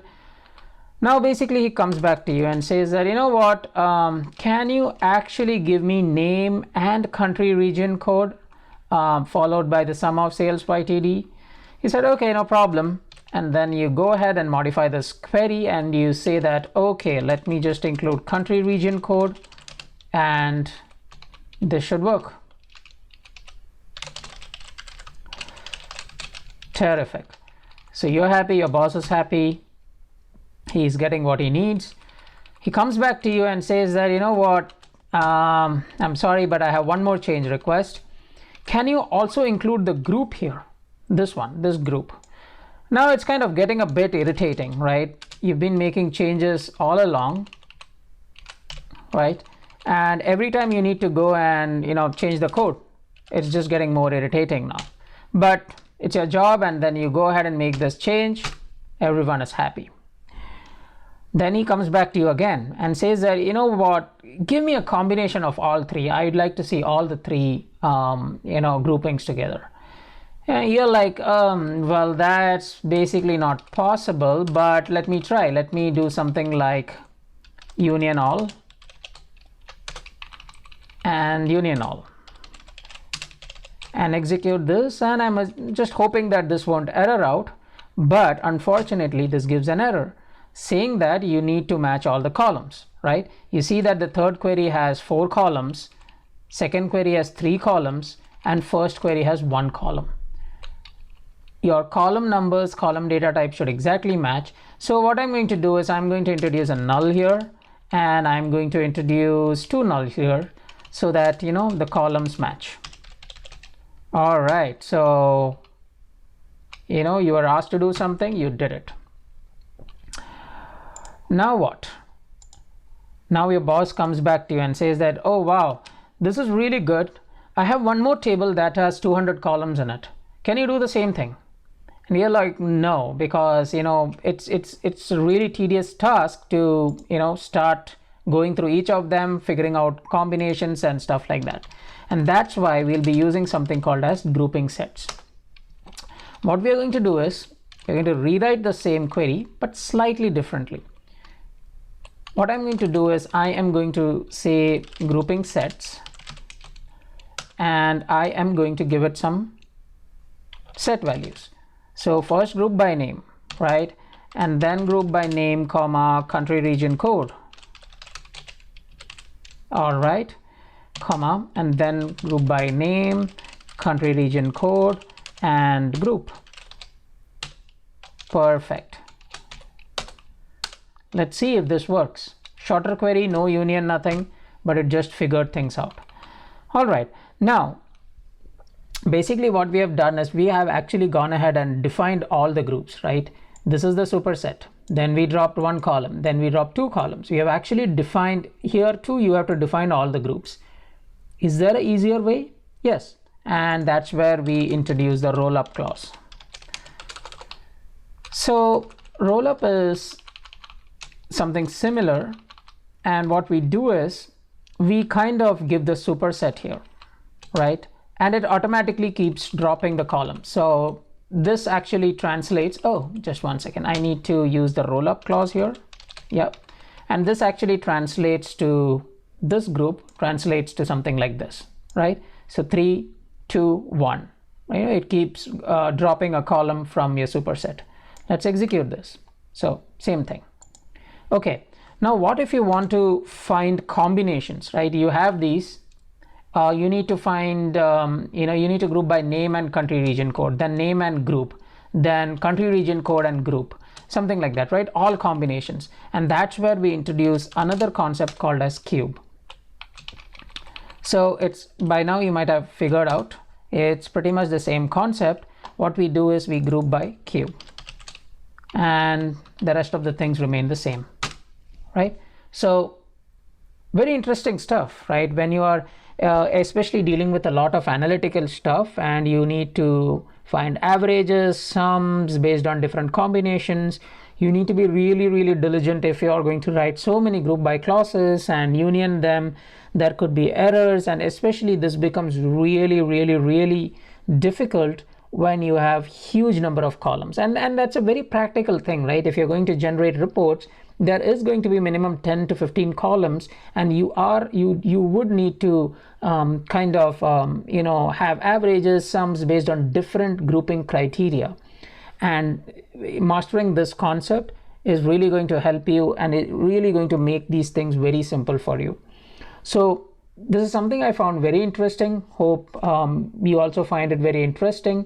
And then we'll come up with more interesting stuff in the coming sessions as well. Some new concepts in the field of ranks, right? So let me give you an example. Suppose you have an employee table, right? An employee table which basically stores some employee information, employee ID, employee name, then say salary, right? And many times what you need to do is actually order this salary. So the common way of doing this is using the order by clause, right? You can order by either ascending or descending. That is the most common way of using it. Sometimes what you would need is you need to rank this. So say for example, one person earns $10,000, one person earns $12,000. One person earns say 9,000, and one person earns say 7,000, right? And let's throw in one more 9,000 and one more 9,000, right? So when you order this, you can order it in many ways, right? Either ascending, descending. So let's assume that we order it this way: 12,000, then 10,000, then 9,000. There are 4 9,000s. Or 3, sorry, right? So you can order it this way, and then sometimes you might want to give a rank. This is rank 1, 2, 3, 3, 3, 4, or 6, right? If you just use the continuation. So ranking functions enables us to do this. It allows us to give ranks depending upon what ordering criteria we want. Now, one thing if you see is we have rank 1, 2, and then 3 times because it's repeated, and then instead of having 4 you can have 6 because it's something like 1, 2, 3, 4, 5, 6, a continuation. If you don't need that, if you want a ranking something like this, there are separate functions as well, right? And that's precisely what we are going to study. That's precisely what we are going to have in our demos. There is something called as rank function. There is something called as dense rank function. The next one I wanted to introduce you is called as, bucketing.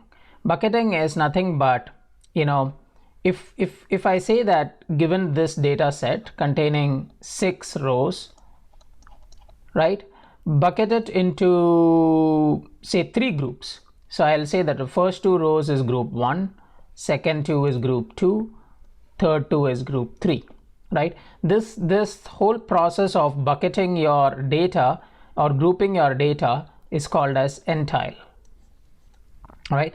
So we look at all the 3 functions, how they are useful, how it's implemented. It's super simple, but imagine a situation where you want to find the second highest salary, right? Second highest salary, this. So basically you can rank the data and then choose rank equal to 2, right? You get the second highest salary. Rankings are very, very useful. Many times you just need to select the data that's not the top 1 or top 6, but basically a specific row number or a specific value over here, right? And that's precisely what we are going to see now. So let's fire up SSMS and start writing some code. So we just saw the theoretical aspect of what is ranking and how is it useful. So let me go ahead and show you some code. So as usual, we'll start with something simple and we'll choose a table from our AdventureWorks database. So let me go ahead and choose the address table, right? So let's look at some data in that. Select star from address. And let me make sure I connect to my server and choose my database also. All right, so if I execute this basically has some a bunch of addresses over here. By the way, we'll see if we can get to the spatial location. It's also a very interesting concept, spatial data. If we have time, we'll definitely record a session in spatial data as well. So if you see something over here, we have postal codes, right? We have a lot of postal codes here, and let's go ahead and use that so that we can look at some data. So let me make some space. So I'm going to say where postal code in, and I'll just choose say 98052 and a couple of others. Okay, 98027. Okay, 98055.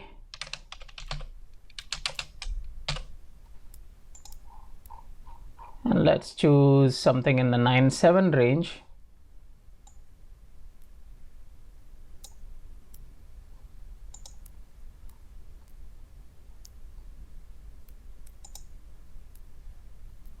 Okay, 97205. All right. So we choose some data over here, and let's just make sure that we just display the postal code. So we have some data to play with. All right. First and foremost, what I'm going to do is I am going to introduce, let's put a row number so that we all know what we are dealing with. So I'm going to say postal code and then followed by row underscore number. This is an inbuilt function. However, you need to give some sorting criteria. So you say order by postal code as row number. All right, so let's see how this turns out.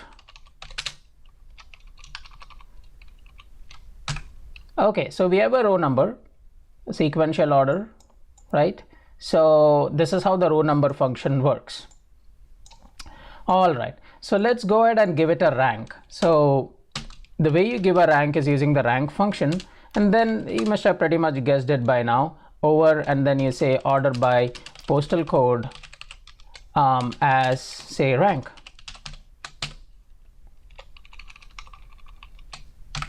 Okay, so if you see, it has given a rank 1 because all the data is the same, right? But if you observe here, when it gets the next data element, it gave a rank 96 instead of rank 2, right? So the rank function will not give you a continuation, right? But rather it will actually count, it will actually give you the next rank that's not in the sequential order, right? If I have to put it that way. So that's the rank function. And if you really need the 96th row to have a rank of 2, that is a continuation, there is another function for it, and that's basically dense rank. And again, the syntax remains the same, order by dense rank, order by postal code as dense rank. All right, let's see how this turns out. So now if I scroll down and go to row number 96, you see that it has allocated rank 2. However, all the similar data will have the same rank. Okay. All right, let's go ahead and look at our grouping or bucketing that we discussed. So entile is the function, and I say that please bucket this into 10 groups, and then the syntax remains the same, order by postal code as entile, right? So let's see. So you see that it has grouped about 46 rows in group 1, the next probably 46 into group 2, some logical order, and then into group 3, group 4, and you'll find about 10 groups, right? So this is basically grouping, or putting it in buckets. So again, simple functions over here, simple inbuilt functions over here, but really very powerful to start playing around with your data. And then I'm very sure you'll definitely like the dense rank functions, and in fact even the ranking functions, especially when you're dealing with a lot of numbers and you need to order them and choose according to some specific criteria. These functions really help you a lot. So we'll go to the next session and discuss something more interesting. Thank you. Markup language, and it's nothing but data represented between some tags. Okay, so let's assume that you are looking at email, right? Typically, if you look at a table, if you were to represent all the email components in a table, how would you do it? You will basically have a column saying to field, from field, CC field, BCC field, then your subject line, and then maybe your message, something like this, right? So this is typically how you would design a table or a database, a table in a database, right? All right. Now, if I were to kind of, put this in an XML format, it's nothing but a set of tags. I'll create a tag called to, and then I'll put my data here, and then I'll end it with /2. Right? And then similarly, I will say that, okay, next is from. Put my from address here, and then /from. So if you see, it's basically a set of tags, and then I can say that this is my message, this main tag, and /message, right? So I can have multiple messages like this, multiple emails, and this is a way of representing the data, right? So if you think about this, this can be basically a text file, and when you pass this to some other person, he can write his own parser, right, which basically says that, okay, to get the message, go to the message tag, inside that go to the to tag, whatever is between those two tags is, what was the sent to email addresses. Similarly, go inside message, and then go inside from, whatever is in between that is from, from addresses. Similarly, he can write his own parser. Now basically what you're doing is you're interacting to everyone using a text file, or you can also have this as a .xml extension file. It's a widely accepted format. Now this document is called as an XML document, right? Now we won't get too much in detail, but actually you can define how your schema should look like. These elements all comprise of your schema, right? How your basic schema should look like. So you can basically say that anyone who implements a messaging structure or an email messaging data should basically conform to this structure, and unless and until you can give the data in this structure, I can very well parse it and make use of it, right? It can be for anything. So that is basically called as an XML schema definition. Let's not go too much in deep, but schema definition. And there are basically various ways in which actually you can parse this. One of the commonly used is called as an XSLT, right? XSLT, where basically what you do is you take in the XML and transform it to an HTML so that you can make sense of the data. You don't have to visualize it in this particular format. So what you do is XML plus your XSLT. XSLT will be a different sheet, will give an HTML. Now, how to parse this data? There is basically various ways. One of the commonly used is called as an XPath. XPath is nothing but you kind of there are many inbuilt syntax. Basically you say that go inside message tag and then inside to tag, and whatever is inside that, display that to me, and do that for every message tag, right? So it will give you a list. Similarly, they have defined various syntaxes. You can use for each, I believe it's for each. So there are various syntaxes. So we really don't need to get into that level of detail, but I just want you guys to know that there is a format in which you can put your data in between tags. You can transform that using separate methods, and then either output as HTML or maybe load it into a database and something like that. Actually, when we actually discuss make a course on ETLs or extract, transform, and loading, we will actually look at how to load into a database when your data is from an XML document or from a Excel document or a CSV or something like that. So for now, the only important thing is you should know what this XML is. When you look at a set of tags and data, what this XML is, and how can you store this particular data in SQL Server. And that's precisely what we are going to look at now, how to store an XML document in SQL Server, or how to look at a table and then get the XML equivalent of it, or even one step further, once you store an XML document, how do you write some basic syntax to parse the data, right? Something like this. How to parse the data and get your required information. So let's go ahead and write some code. Okay, we talked about what is XML, how the data is structured, how the data is stored, what are the different ways to retrieve an XML. Now let's look at some basic code, how to deal with your XML data and XML data types. So let me go ahead and create a table, very simple table. I'll call this as, let's give it a let's give it a column name called as XML data. And if you see, the data type is XML, right? I'll save this and I'll call this a sample XML table. Simple stuff. Okay, so if I refresh my tables, I should find this. And let me close this, and if I run a select star from this table, my sample XML table, I should see nothing over here, right? Because we haven't really filled it with any data. So let's go ahead and fill it with some data. All right, let me quickly search for some XML data. So XML sample data, let's take it from W3 schools. And let's see if they have something. Okay, so this is how an XML data is represented.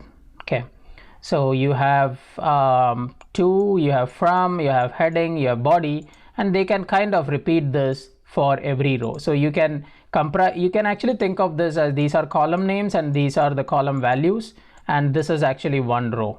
This whole thing is one row.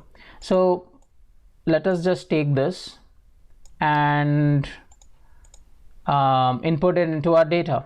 So I'll just say insert into this table, sample XML table, And what was our column name? It was, I believe, XML data, right? Yeah, so our column is XML data, and then I'll just put these values in it. Oops.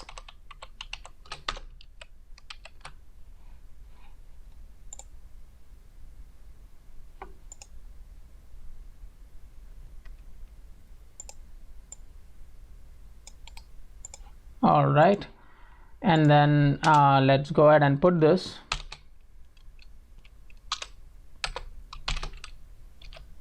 Okay, let's just make sure that either I can do it this way, or let me just remove this altogether. Okay, let's go ahead and put this document in. Okay, now if I run a select star, you'll see that the output is slightly different. It's kind of a hyperlink, right? So if I click on this, it'll actually show me the data in that same format which I had inputted. But if you observe, it's actually slightly different from, you know, how we've been used to seeing data. Okay, so let's go ahead and play with some other table. Let's first look at our sales territory table, right? Select star from sales territory, because we've been dealing with that. So you see that it's in a perfect two-dimensional format. You have columns, you have rows. Now what if I want to convert this into an XML document so that I can pass it along to someone else? So it's actually very simple. There are a couple of keywords you need to remember, and then say XML auto. You can look at MSDN. There is XML raw, XML auto, and so on and so forth. Let's just keep it simple and say that elements, and I want my root to start with. Root is, let's go through it. Let's go through that. Territory, right? And I'm going to select this, and now if I look at this, you see that the root element is sales territory, and as I said, it basically one patch of data is one row, right? Territory ID is a column, name is a column, so your entire data is represented in an XML format, correct?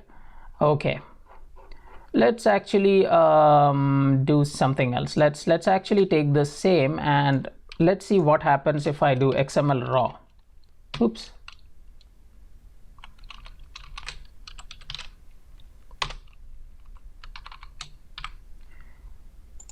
Minor difference, right? You see that you have the tags row here, so each row, this data is for each row, these are the column names, and that's how it has converted. Of course, you have more control, and you know, you can write your own way of rendering this. Let us go ahead and look at some examples where we can actually query a data, right? So for example, when we actually run this query, it actually gives me the entire data set, correct?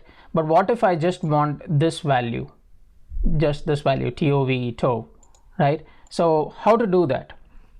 Let's go ahead and try doing that. So I'll write select my column name is XML data,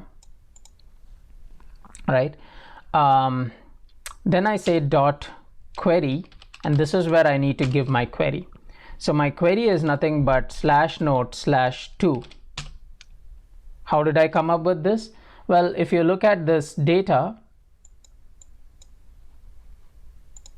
it's inside note inside 2, so /note/2, and that's what is going to give me the value to. All right, let's see if this works. I'm going to call this column name as 2 from my table, this table. Let's see if this works. Yes, it did work. It just selected that particular element, to. Perfect. So far it's working. Let's go ahead and try something else. So what if I just want the word TOVE instead of even having those tags, right? We don't really want those tags, but just the actual value. How do we do that? So here there is a small variation. Instead of query, I'm going to use dot value, and I'm going to say that within these tags, give me the first value, right? I don't really need the the tags and all, just give me the first value, and that's of type varchar of 10. The reason why I'm doing this is basically the value function actually requires two parameters. One is actually your path, and second is what data type will it return. Okay, so let's see if this works. Sure enough, it just gave me the value instead of, you know, those weird tags and stuff like that. Okay, let's try something else. So let's take our sales territory. Oh, this here, and let's say something interesting, right? So let's say give me the top 10 territory ID from sales territory, but I need it in an XML format. So I'll say for XML, that's the same thing that we just talked about, and then elements, and then I specify what is my root tag, and my root tag is nothing but my sales territory. Okay, let's see how this comes up. So if we look at the XML, you see that instead of choosing everything, it has just chosen the column sales territory as the territory ID, right? Interesting stuff. Okay, let's do one thing. Let's try to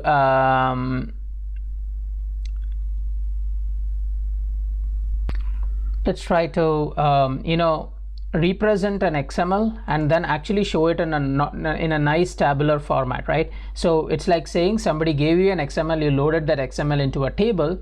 Now you are actually massaging it so that the output is actually, you know, in a nice column row wise table that we've been used to seeing, right? Something like this, you know, in a nice format. So let's go ahead and try something like that. So I am going to you know, let's just use this. Let's just use this. So what we're going to do is we're going to use this particular XML. So let's assume that this is the XML given to you. Oops, select star. This is the XML given to you, right? A lot of chunk of keywords and, you know, tags and stuff. Somebody gave this to you and you have loaded it into your database. Now you want this particular XML to be shown in a nice, you know, column and row format, meaning territory ID should be a column, this should be a column, this should be a column, these should be your column values, and this whole chunk should be one row. So basically you're parsing this and then showing it as a nice table. How do we do that? So there are certain standard steps you can follow, and, you know, the only change that generally happens is your parsing logic, right? What is the output you need, and accordingly how would you parse it? So let's look at one of the ways of doing this. What I'm going to do is I'm going to declare a variable called XML handle of type integer. Just bear with me on, you know, you will know why I'm declaring two variables. The second is my XML document, which is going to store my XML. So it's of type XML, right? So I'm going to do, what I'm going to do initially is I'm going to load this XML document into this variable. So it's nothing but this whole query. This is the query that returns our XML stuff, right? So I'm going to just, whatever is the output returned, I'm going to store this here. So my variable is going to hold, this variable is going to hold my XML document. Next, what I'm going to do is I'm going to use inbuilt function called sp_xml_prepare document, right? And what I'm going to do is I'm going to pass in a XML handle as an output variable. We talked about output variable, and my second variable is going to be my actual XML document, right? So just bear with me, you will come to know when this starts converging. And then what I'm going to say is select star from, now this is the place where I need to use my parsing logic. So to do that, I'm going to use the open XML function. I'm going to pass in my XML handle, and then I'm going to pass in, you know, my parsing criteria. In my case, it's sales territory slash, let's see, sales territory slash sales dot, let me copy this one, right? So anything that's inside that basically needs to be parsed out. Okay, So and then when I say with the column should be territory ID, and that should be an integer, and then sales YTD should be money. Oh, by the way, this basically says the number 2 basically says go two level down, right? So you stored your XML into a variable, and then basically you're using an inbuilt function to convert that XML and giving it some parsing logic, right? And then putting it into under these two columns, territory ID and sales YTD. Okay, and then there is a command for freeing up your resources. So I'm going to say sp xml remove document, and then pass in the XML handle. Let's see if this works. So 2 variables declared, loading the XML document into a variable, then using some inbuilt functions, and then defining my own parsing criteria, then putting it into certain columns, and then releasing resources. And it didn't give me any results. So let's see what is the mistake that we did. Sales territory, this one. So by the way, all these are case sensitive, so let's try that one more time. Okay, so we did get this, right? So the whole logic of parsing the document and all the steps are pretty much standard. I know it can be a little overwhelming, but the steps are pretty much standard.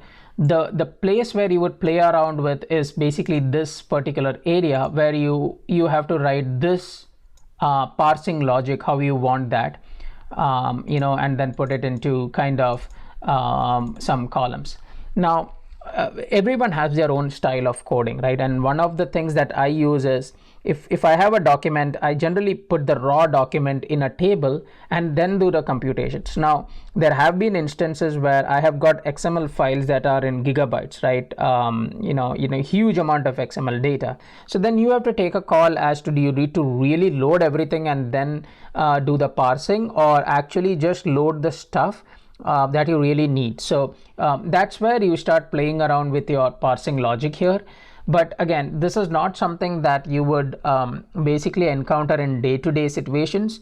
Of course, there are programming languages, libraries, etc., which allow you to parse an XML file, a CSV file, a JSON file, and something like that.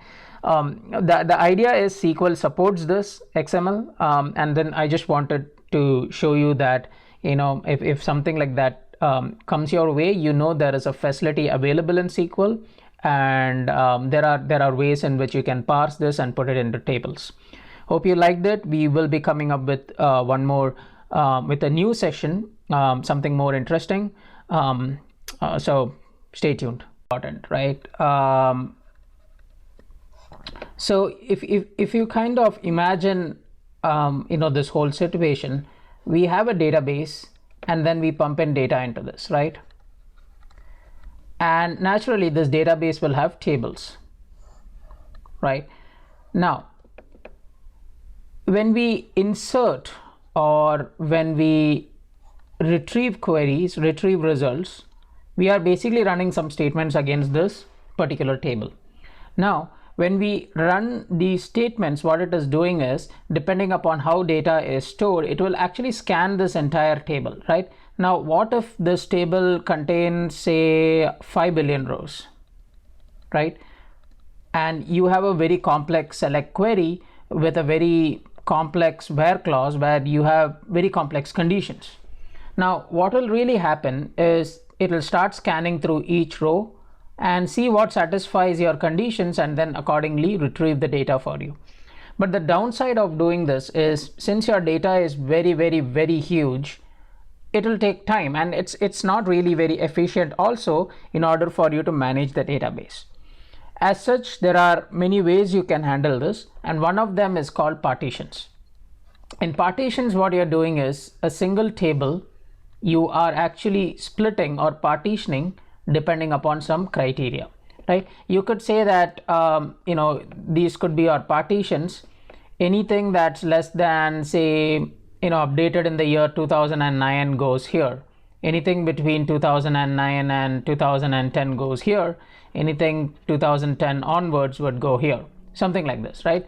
Now when you actually search for a record in say 2010, what SQL will do is it will just search in this particular partition, right? So what you're doing is you're actually limiting the scope of your data retrieval, and it speeds up your query, and then at the same time you can actually maintain the database better as well, right? Another criteria could be anything with an ID from 1 to 1 million goes into partition 1, right? 1,000,001 to say 5 million goes to partition number 2, and so on and so forth. So you can be innovative in defining your partitioning criteria. And what you do is, to put it very simply, you're just breaking the table into smaller pieces, and at the same time enabling SQL to just search or just insert or run your statements within those smaller pieces which you just created. Now, one thing to remember is when we start writing some code, you will see that this might not work in your environment, because partitioning is not something that's supported in SQL Express, and all our examples which we have seen are basically based on SQL Express. You need an enterprise edition, right? Because see, partitioning is a concept which will basically be useful when we have huge amount of data, and the free edition is basically for your personal use. When you have huge amount of data and you're storing which is deployed in your company premises, you're storing huge amount of data for your warehouse, etc., you need to install the SQL Server Enterprise Edition, and that's where the concept of partitioning, etc., will be enabled. In any case, I will be uploading a code piece of this in which you can at least see that if you are entered into such a situation where you're going to deal with huge number of data and your query is getting slower and slower, how can you really break that particular table into very logical partitions so that your query and indexing and all these become super easy. So stay tuned, we'll walk through some code as well. Hello everyone. In this screencast, we'll be discussing something on partitioning.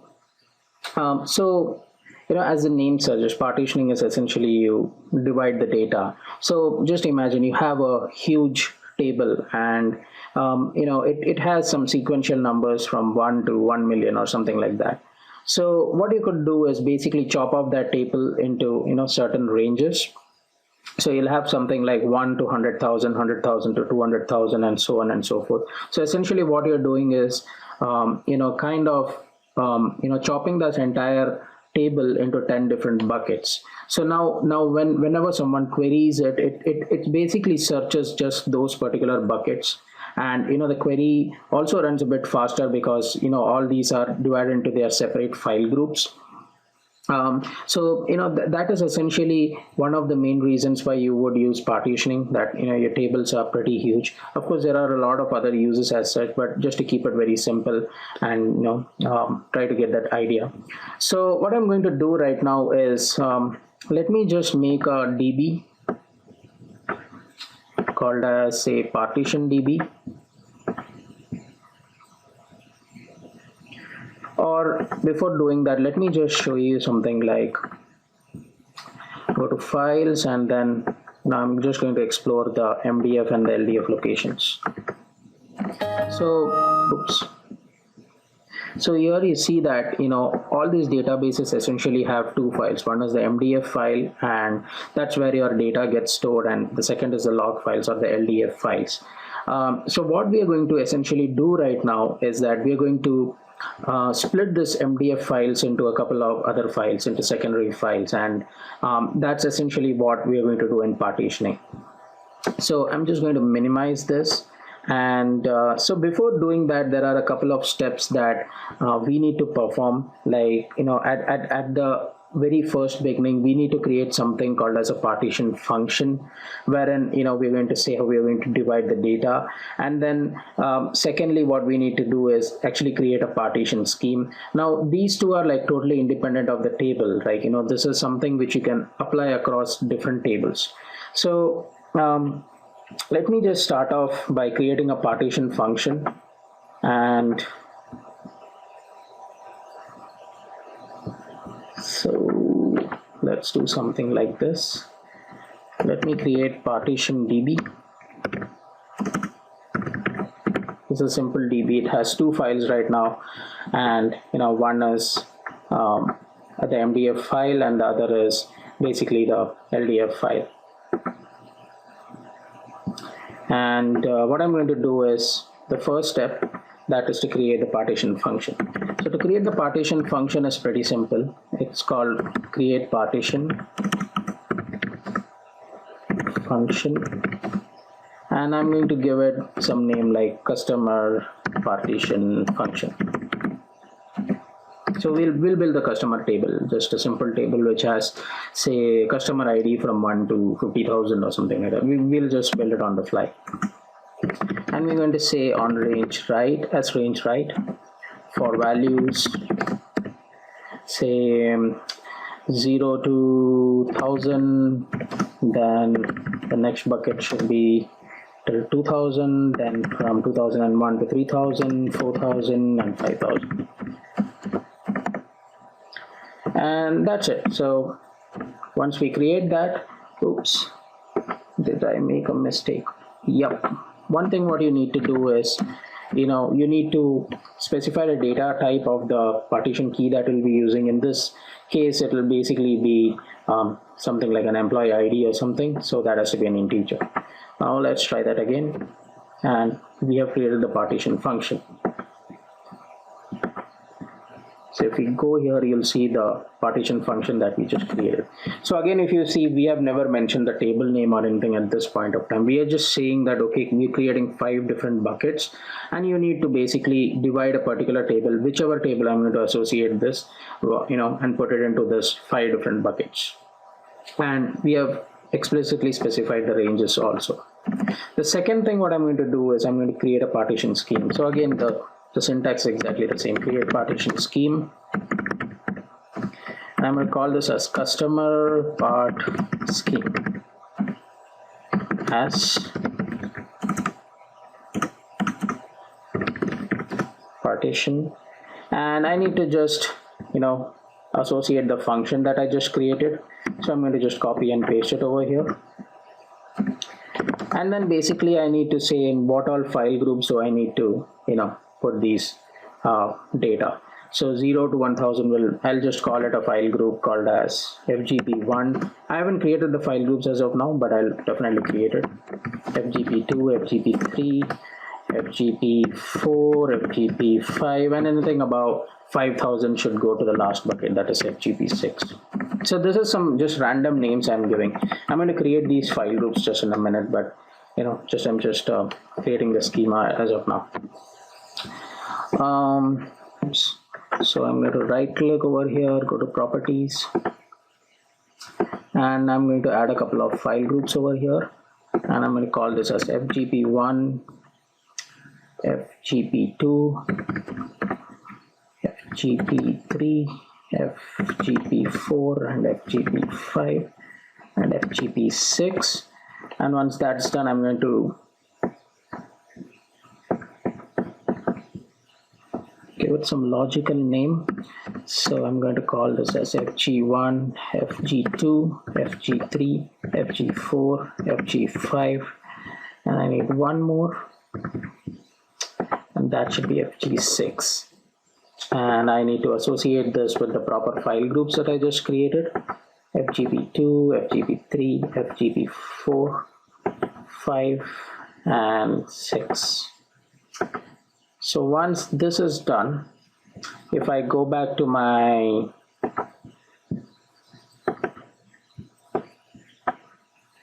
and just filter the date modified, you should see that a couple of NDF files also along with this. So let's try running this. So yeah, I was able to create the partition scheme. So essentially what we have done is we have created a function, we have created a scheme. Now what we need to do is basically associate it with a table where basically the employee ID or some integer key is going to have values like 1000 or below 1000, then greater than 1000, so on and so forth, so that it can automatically just put it into the different buckets. Let me just create a table, and I'm going to create a very simple table called something like, let's call this as partition itself.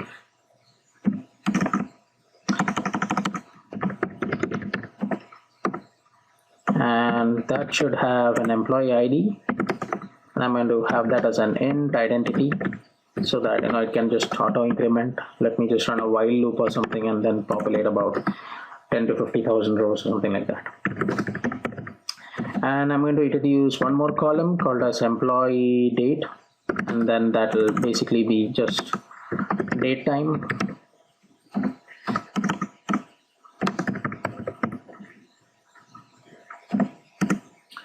And I need to say that, okay, this is basically going to use the cust partition scheme, and the employee ID is basically the key that I'm passing over here. So let's create this table, and we should see it in the tables. And now what I'm going to do is I'm just going to run a while loop and then populate a couple of thousand rows in it, so that we can just see how it divides them into different file groups or different partitions. So I'm going to say set I equal to 0, and while I is less than, say, 50,000 or say 20,000, or just 10,000 is also fine, because we would be easily able to test that.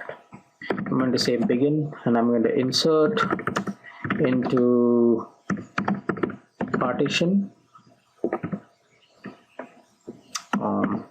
employee date values, and I'm just going to populate using the get date function. And I'm going to set I equal to I plus 1. So let's just run this. This should take a minute or something, and then we should be through with that. And oh, it's almost done. So let's try selecting a few values from the table. So there is a function called partition, which will basically give us the partition number. I'm going to just use that for now. It's $partition, sorry. And then I'm going to say the cust partition function, the function that we just created with the emp ID as the partition number, and also give me everything else from the partition table.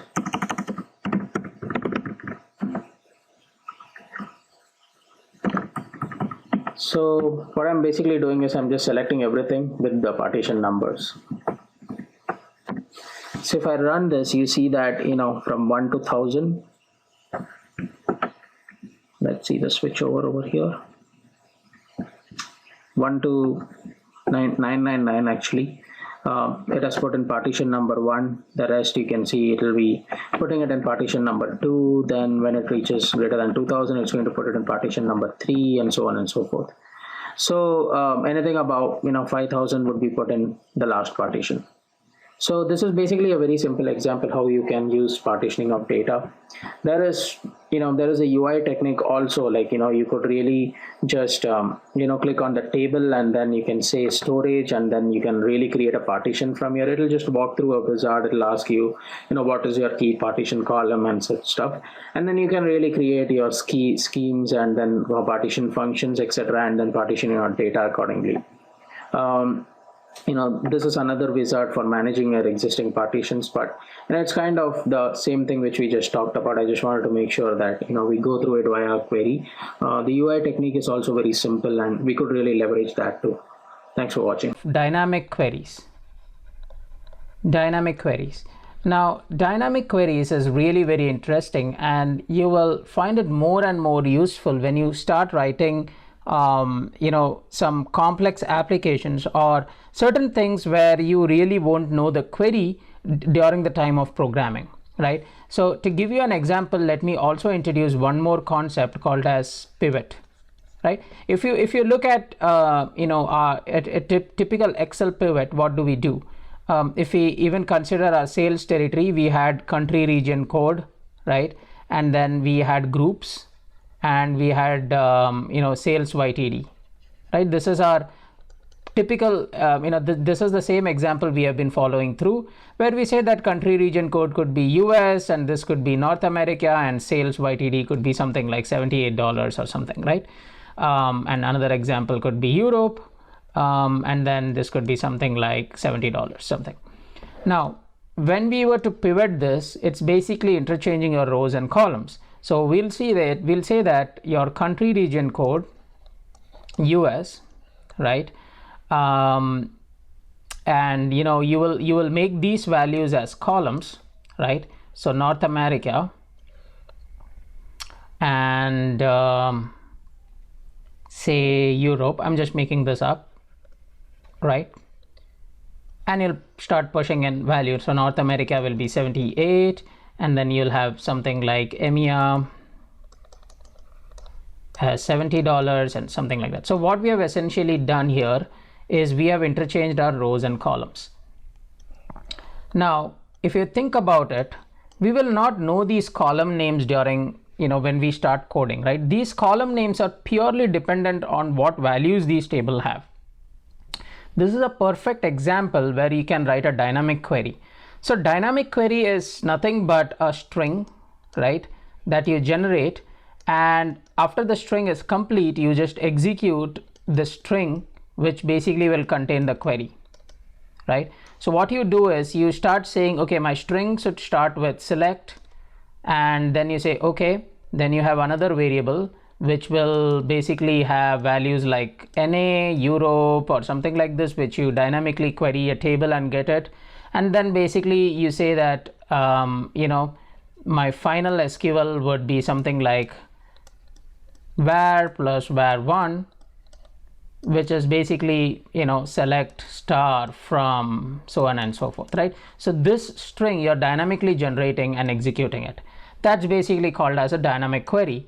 And so we will have a look at how we can use dynamic query, how can we construct a string dynamically so that during the time of compilation the query, but you really don't have to customize the query for every need. It will be dynamically customized, it will be dynamically generated. And we'll also walk through a brief example of how pivot queries how pivot queries look like, and how can you use dynamic queries plus pivot operations in one shot to get your desired results. So let's jump into some code. Discuss the concept of dynamic queries. Dynamic queries. Now, dynamic queries is really very interesting, and you will find it more and more useful when you start writing some complex applications or certain things where you really won't know the query during the time of programming, right? So to give you an example, let me also introduce one more concept called as pivot, right? If you look at a typical Excel pivot, what do we do? If we even consider our sales territory, we had country region code, right?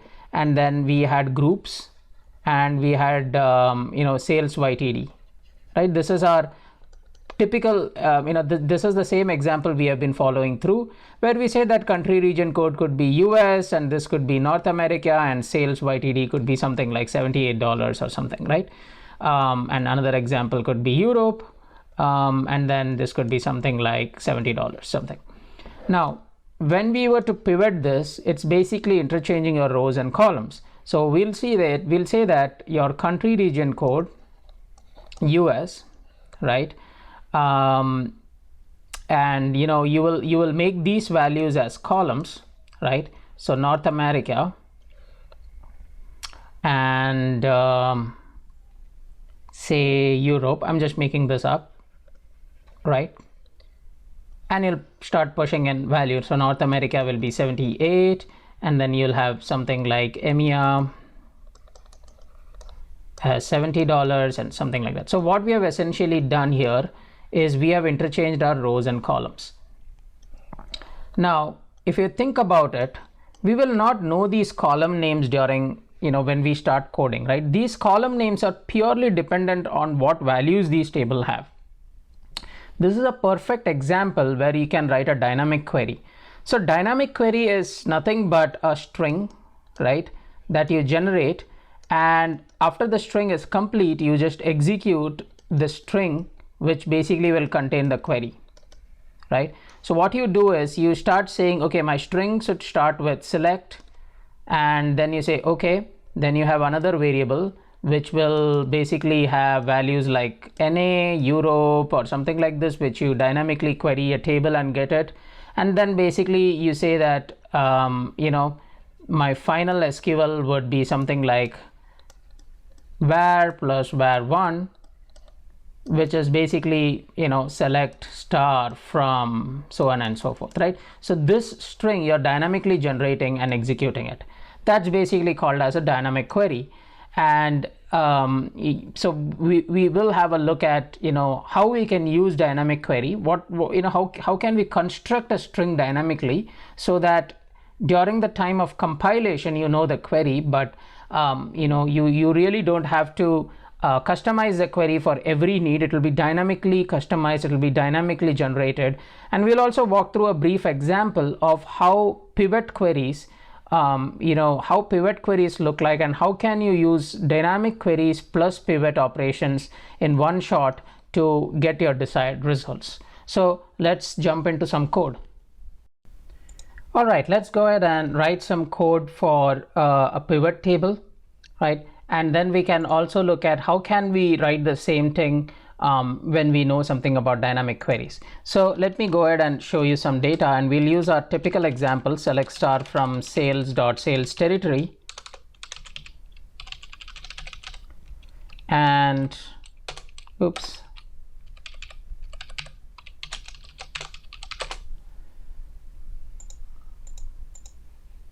And some data, it has some data.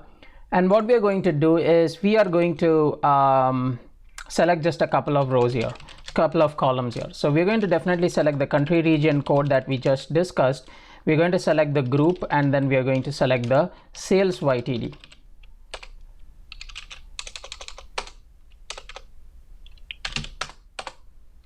From our table. So limited data to work with. So now what we are going to do is we are going to dynamically pivot this. So we're going to say that our output would look something like this. Let me just draw a mock-up. So it will be something like country region code. The second column would be North America, right? The rows become the columns because we are pivoting it. Third would be Europe, and then your values would be something like US. North America will have some value 23, and Europe will have some value, something like this, right? So if you think about it, we are just transposing our rows and columns together to get the pivoted value. So let's see how we can do that. First of all, to do that, you will need to know when you code this, you will need to know the column names. You basically have to hard code the column names, right? And this is basically what I was talking about in my just the previous session where I say that at the time of writing code, you might not really know all the stuff that goes into the query, and that's where a dynamic query comes into play. But let's assume that we know the columns now, and let's proceed with this so that we can just show one simple example. Territory, sales territory, and then what we do is we use the pivot keyword over here. We say that pivot, and then what should go inside the pivot? Sum of sales YTD, and this should be for the group column, and you say in give the column list. So you have the column as North America, then you have Europe, and you have Pacific, right? So a lot of hard coding here, but this is precisely the same point I wanted to drive here. Okay, and then you just give an alias over here and see how this looks like. Country region code, oops. So you see that though the columns North America and Europe, there were rows before and now they are part of columns. This is typically how you would pivot in Excel. But the downside of doing this is at the time you code, you need to know this. What if there is a new value that comes in tomorrow, right? Maybe Australia, something like that, right? how would you know? Would you keep on changing the queries every time? No. So that's where you can actually make use of dynamic queries, where you actually construct the query every time it is run. So it's basically nothing but a concatenation of a set of strings. So you say that declare, maybe I'll declare a variable called SQL string, and I'll give this a varchar of say 2000 for now, right? And then what I do is I set the SQL string value as select country region code and group, just keeping it simple here, comma, and then I construct others dynamically, but I'm just saying that okay, set SQL string equal to SQL string plus let's keep it super simple, sales YTD from sales.sales territory, right? And what we do is we can just print out this SQL string to see what was the code it generated. But in order to execute this, we use the exec keyword and then just pass in the string inside it, right? So before we execute it, let's see what is the string it generated. So this is the string it generated dynamically. So you might as well put in North America, Europe, everything dynamically by querying the table, but you can always execute the string and this is the result you get. So you see that this is nothing but a concatenation of strings, multiple strings, and you can kind of construct the string however you want, query multiple tables, join multiple tables and construct this. But at the end of the day, you really are not writing, you really do not need to know every element. You can construct things on the fly and then finally execute this. So dynamic queries are very super powerful. I use them a lot to dynamically construct queries, to dynamically construct reports and stuff like that. So hope you liked it. A very powerful way of writing queries. Please use them in your requirements as well, and also check out the assignments and quizzes. Thank you. Hello and welcome to this session. So in this session, we'll look at how to use the file stream functionality that SQL provides us. So let me just quickly create a database. So the first step to use the file stream feature is to create a database which is file stream enabled. You can also modify an existing database to do so. So I'm just creating a new database, and let me add a file group over here. I'm going to just call this as file stream underscore file group, and I'm going to get back to my database files and add the new file group over here. So I'm going to call this as file stream underscore fn, and the file type should be file stream, and I just need to give some default location for it to store. So let me just use this one, call this as fn1 actually. So everything has been set and file stream db already exists. So let me just create file stream db underscore demo. Okay, so we do have a database which is file stream enabled over here, and then there are absolutely no tables over here. So what we are going to do is we're going to create a table and then store a file in that table. So one thing to notice over here is I tried playing around with this and then try to do it via UI, but I didn't find all the attributes that we need to set in order to store files over here readily available in the UI. So I guess we'll have to use the query based approach in this case.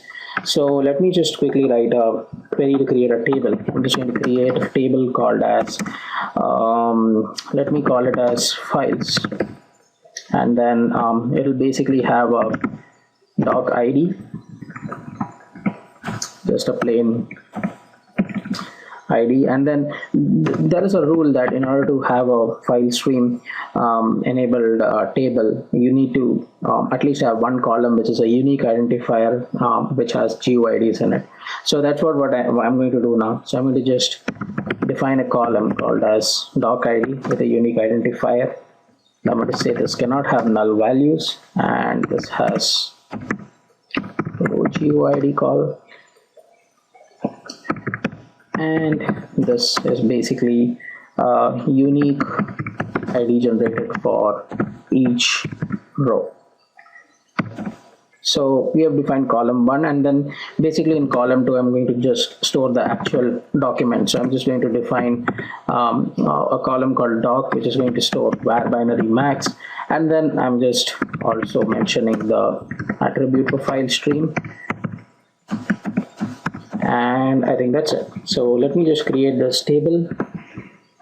So that's done. If I just refresh the tables over here, I'll see the new table that has been created. So what I'm going to do is I'm just going to add a row which is basically going to be a file, and for that I'm going to use the open row set.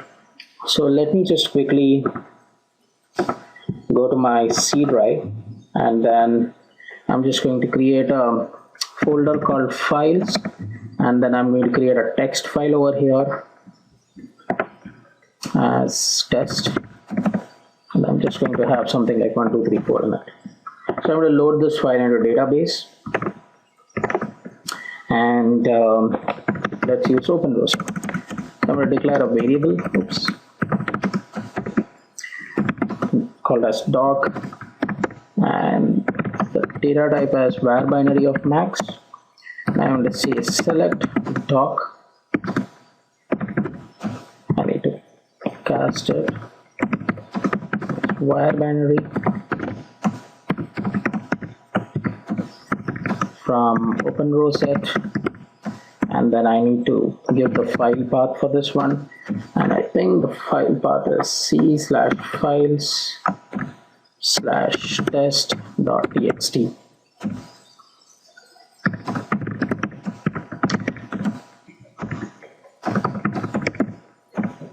So once this is done, I'm going to just use this variable which has the var binary information for that particular file that I just created. I'm just going to load it into our table as a row. So I'm going to say insert into files, and in the document column, values doc. Oops.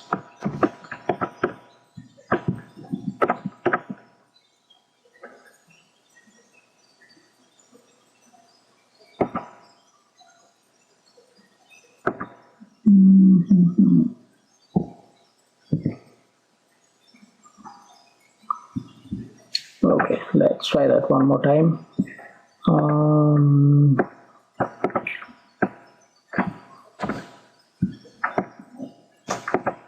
Okay,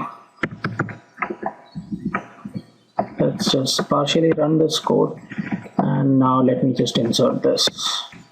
Okay, so I'm going to run a quick select query over here, select star from files, and you see that the binary information is stored over here. So I'm just have the column name, select doc from files, and you could also use something like path name. So that will basically give you the path where the file is actually stored.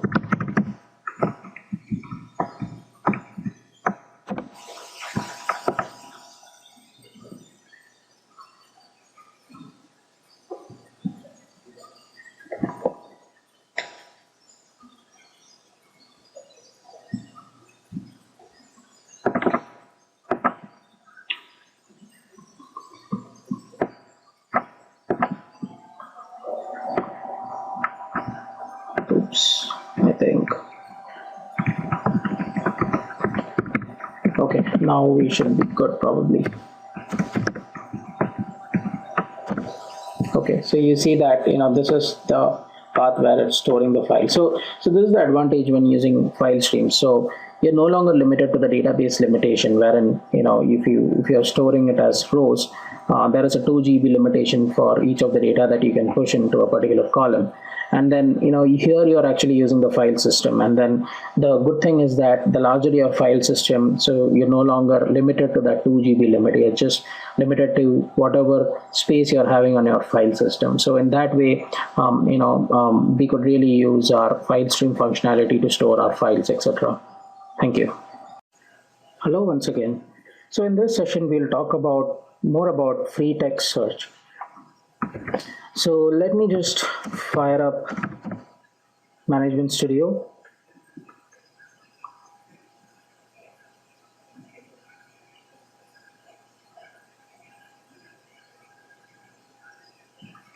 And I'm going to connect to my AdventureWorks database.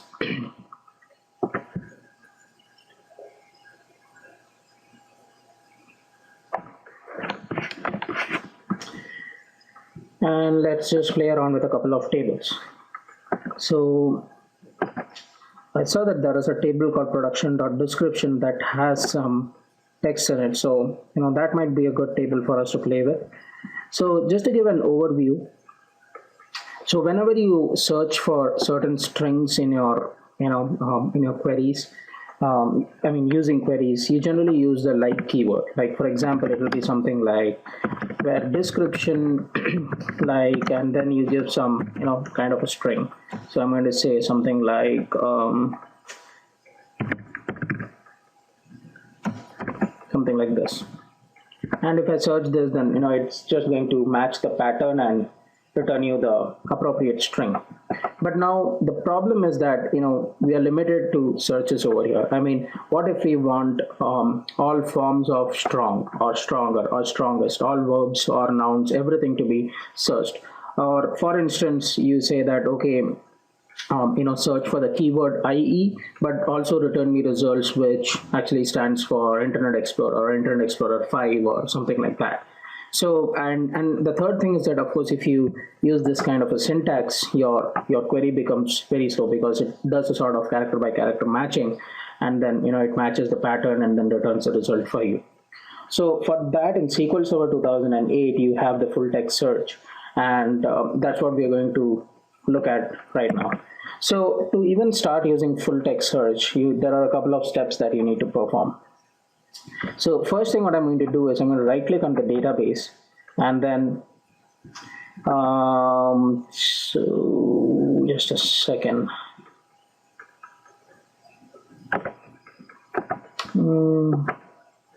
Yeah, it's on the storage actually.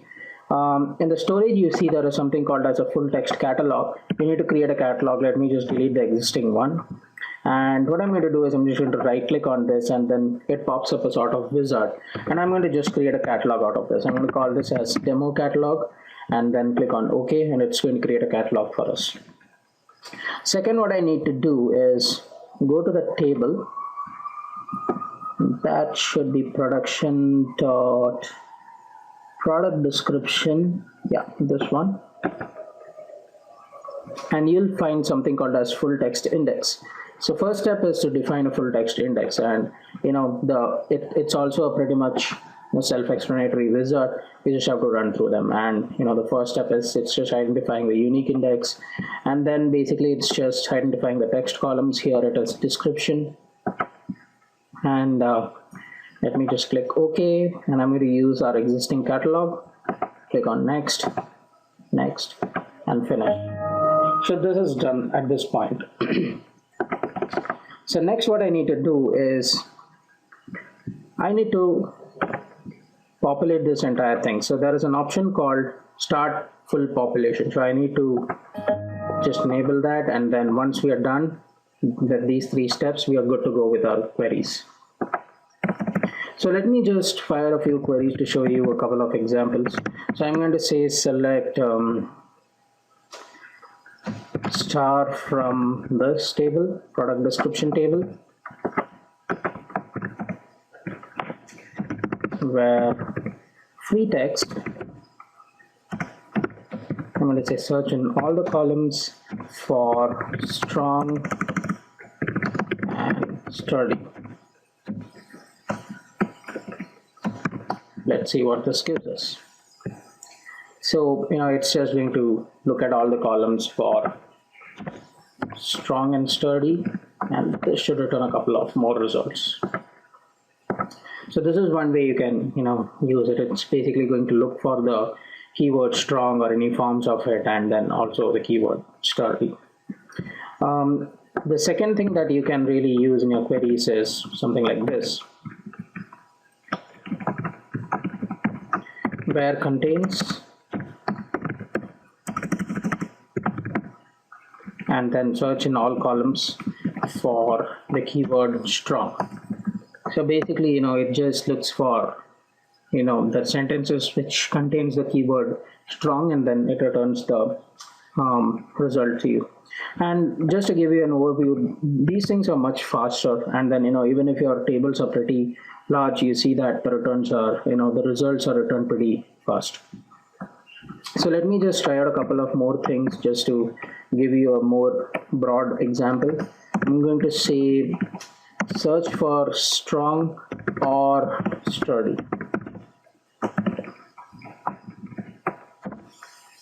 So as the search query suggests, you're going to search either for strong or sturdy. Okay, let me show you one more thing. So here what we are going to do is we are going to look for strong, which basically appears near the word sturdy, which should typically be blank. I mean, we don't, yeah. So we could search something like strong near rims, and it's going to return the sentences which has the keyword strong and which appear near rims. So you could also, just try out something like strong near durability. Let's try this out once. So you see that, there is a strong keyword and it appears nearby durability.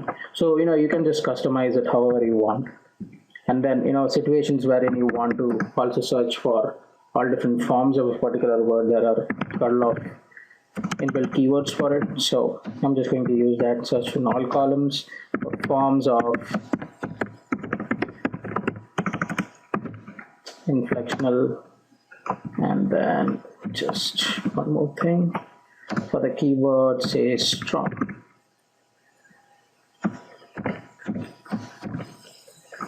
Let's try this. So you search for strong, it has written stronger, and so on and so forth. Also, basically, you can sort of create your own thesaurus, your own XML, and then sort of define things like IE can be expanded to Internet Explorer, or IE5 can be expanded to Internet Explorer 5, so on and so forth. You can totally define your own XML structures as well. So let me just quickly show you where you can find this XML structure. I'm just going to say C drive program files, or let's just see Microsoft SQL Server. In the SQL and in FT data, you'll find a couple of XML for each language, and it's like things are commented out over here, but you need to uncomment them and configure them as and when. And then basically this is the thesaurus you can use to kind of search to actually configure your search or expansion, how it should really happen. Like if someone searches for IE, you expand it as Internet Explorer. Basically you're saying that Internet Explorer, IE, IE5 are all the same, and then if these words exist, then return the same when one of these keywords is searched for. So I would really recommend referring either MSDN or any other material to find a long list of keywords that you can use for full text searches. Thank you. Hello once again. In this session, we'll discuss more about the geography and the geometry data types.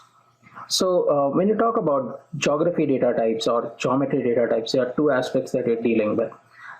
So one thing is basically, it's basically the Euclidean or the planar surface that we can consider is basically the X and Y axis. That's the geometry data type. And SQL Server provides us a way in which we can really store some data which is pertaining to geometry and do whatever calculations we need. And it also has a lot of inbuilt functions which we can use to derive into a lot of conclusions. The second data type is basically the geography data type, and that really considers the geodetic or the round surface, right? So when you say that if you want to calculate the distance between say two coordinates or two places, right, from say place A to place B, you cannot really just subtract the two distances or the two coordinates and then come to a conclusion. So there are some inbuilt methods which help you to do so. So that's exactly what we are going to discuss over here. So let me quickly fire up Management Studio. so that we can walk through some very basic examples. What I'm going to do over here is that I'm going to create a database called as, say, spatial DB.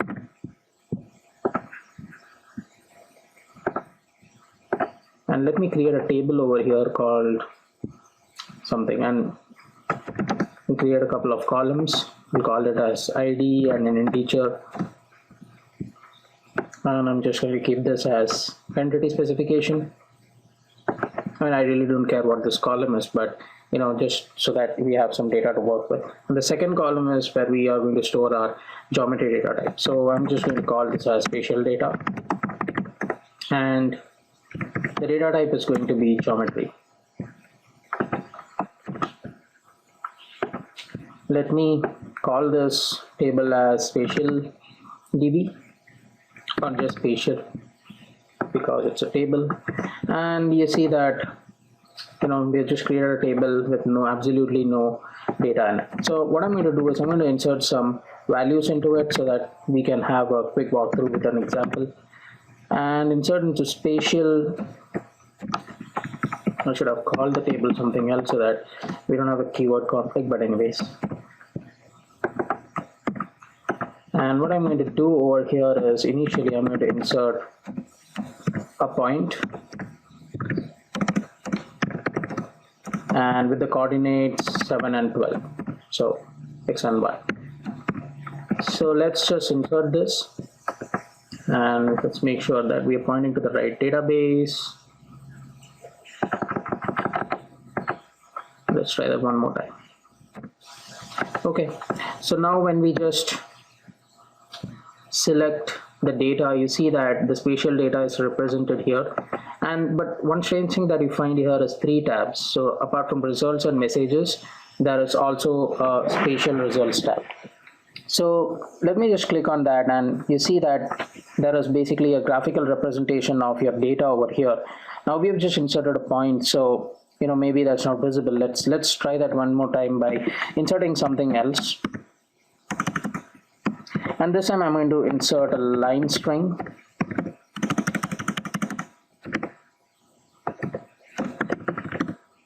And it basically, as the name suggests, it's just going to insert a line from 0,0 to say 7, 8, just x and y coordinates. And let's try this one more time. And if I just select this, I should see that my spatial data is represented over here. When I click on the spatial results, you can see that the the line string that we just defined has been drawn over here. Likewise, there are like many functions which you can use. Let me just show you one more thing, like say what a polygon.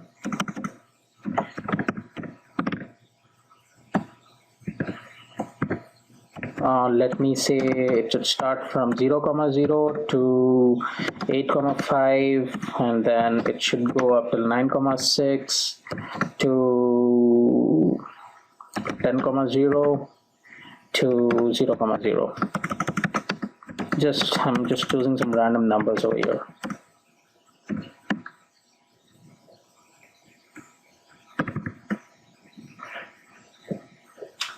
So let's see. Let me insert this, and let me select some data, and let me click on spatial results. So you see that this is the polygon that we defined. Now this is just plain data insertion that I have just shown you, but there are a ton of functions which help you with calculations also. I would highly recommend that to just go through that functions. You can just refer MSDN. But there are a couple of ways also in which you can retrieve data. For instance, this I can just say spatial data dot toString, and that will basically give me say spatial data.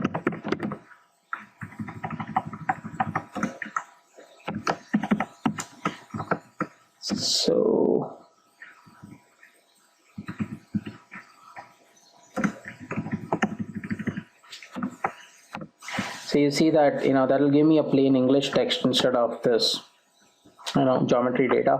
And you see that these are the data that we just inserted, and we are just reading it in plain English. I can just show you one more thing. Let me just have something like spatial data as GML, as spatial and text, something like that.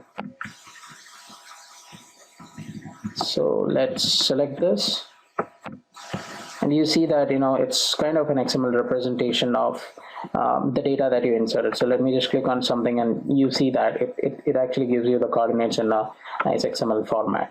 So this is basically the two-dimensional plane that we are considering over here, and there are a ton of functions you need to look for doing the needs that you need to achieve. And again, it's just two-dimensional. So when we want to extend it to a three-dimensional, that's where geography data type comes into place. So here we are dealing with latitudes and longitudes, and basically representing stuff on a map or a sphere or something like that. And needless to say, even geography data type has a lot of functions which you can use to calculate distances and whatnot. So before we go into too much of details into that, I'd like to show you two things.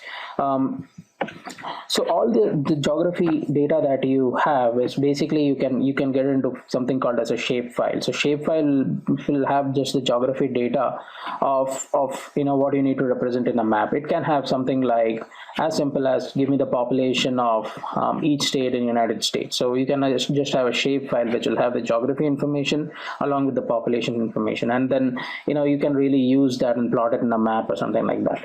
So while surfing through the net, I actually found two links over here. Let me just quickly fire up a browser. Oops, sorry. And then you see that this is basically a tool that helps you to upload a shapefile. So if you have a shapefile, this tool will take that as an input and then create the necessary tables for you, and then it will upload it to any database that you want, and then you can really play around with that. Also, I found that the vdstech.com has a lot of royalty-free shapefiles that you can use. I would just suggest you to read through their terms and conditions, but this is a good website that I found, and we could just use some of this in our demo. Let's see, world data, street map. Okay, let's see US states, and so this is a zip file. If I just extract it, you will find that there are a couple of shape files over here. And let me also download this tool for you. Back to download page. There should be a download link somewhere. Yep, let's try this. And let me just quickly extract it. And you'll find a exe file over here. Let me just double click on this one. And what I need to do is I need to select first of all the shape file, and then this is basically your server name.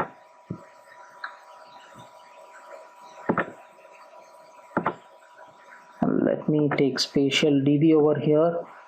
So you have a server name and a database name, and I need geography data, and these are the columns which it has. So I'm just going to upload things to the database.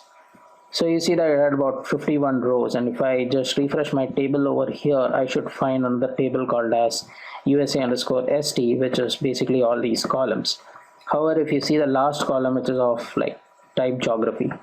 So let me just select the first 1000 rows in this. That's just 51 rows actually.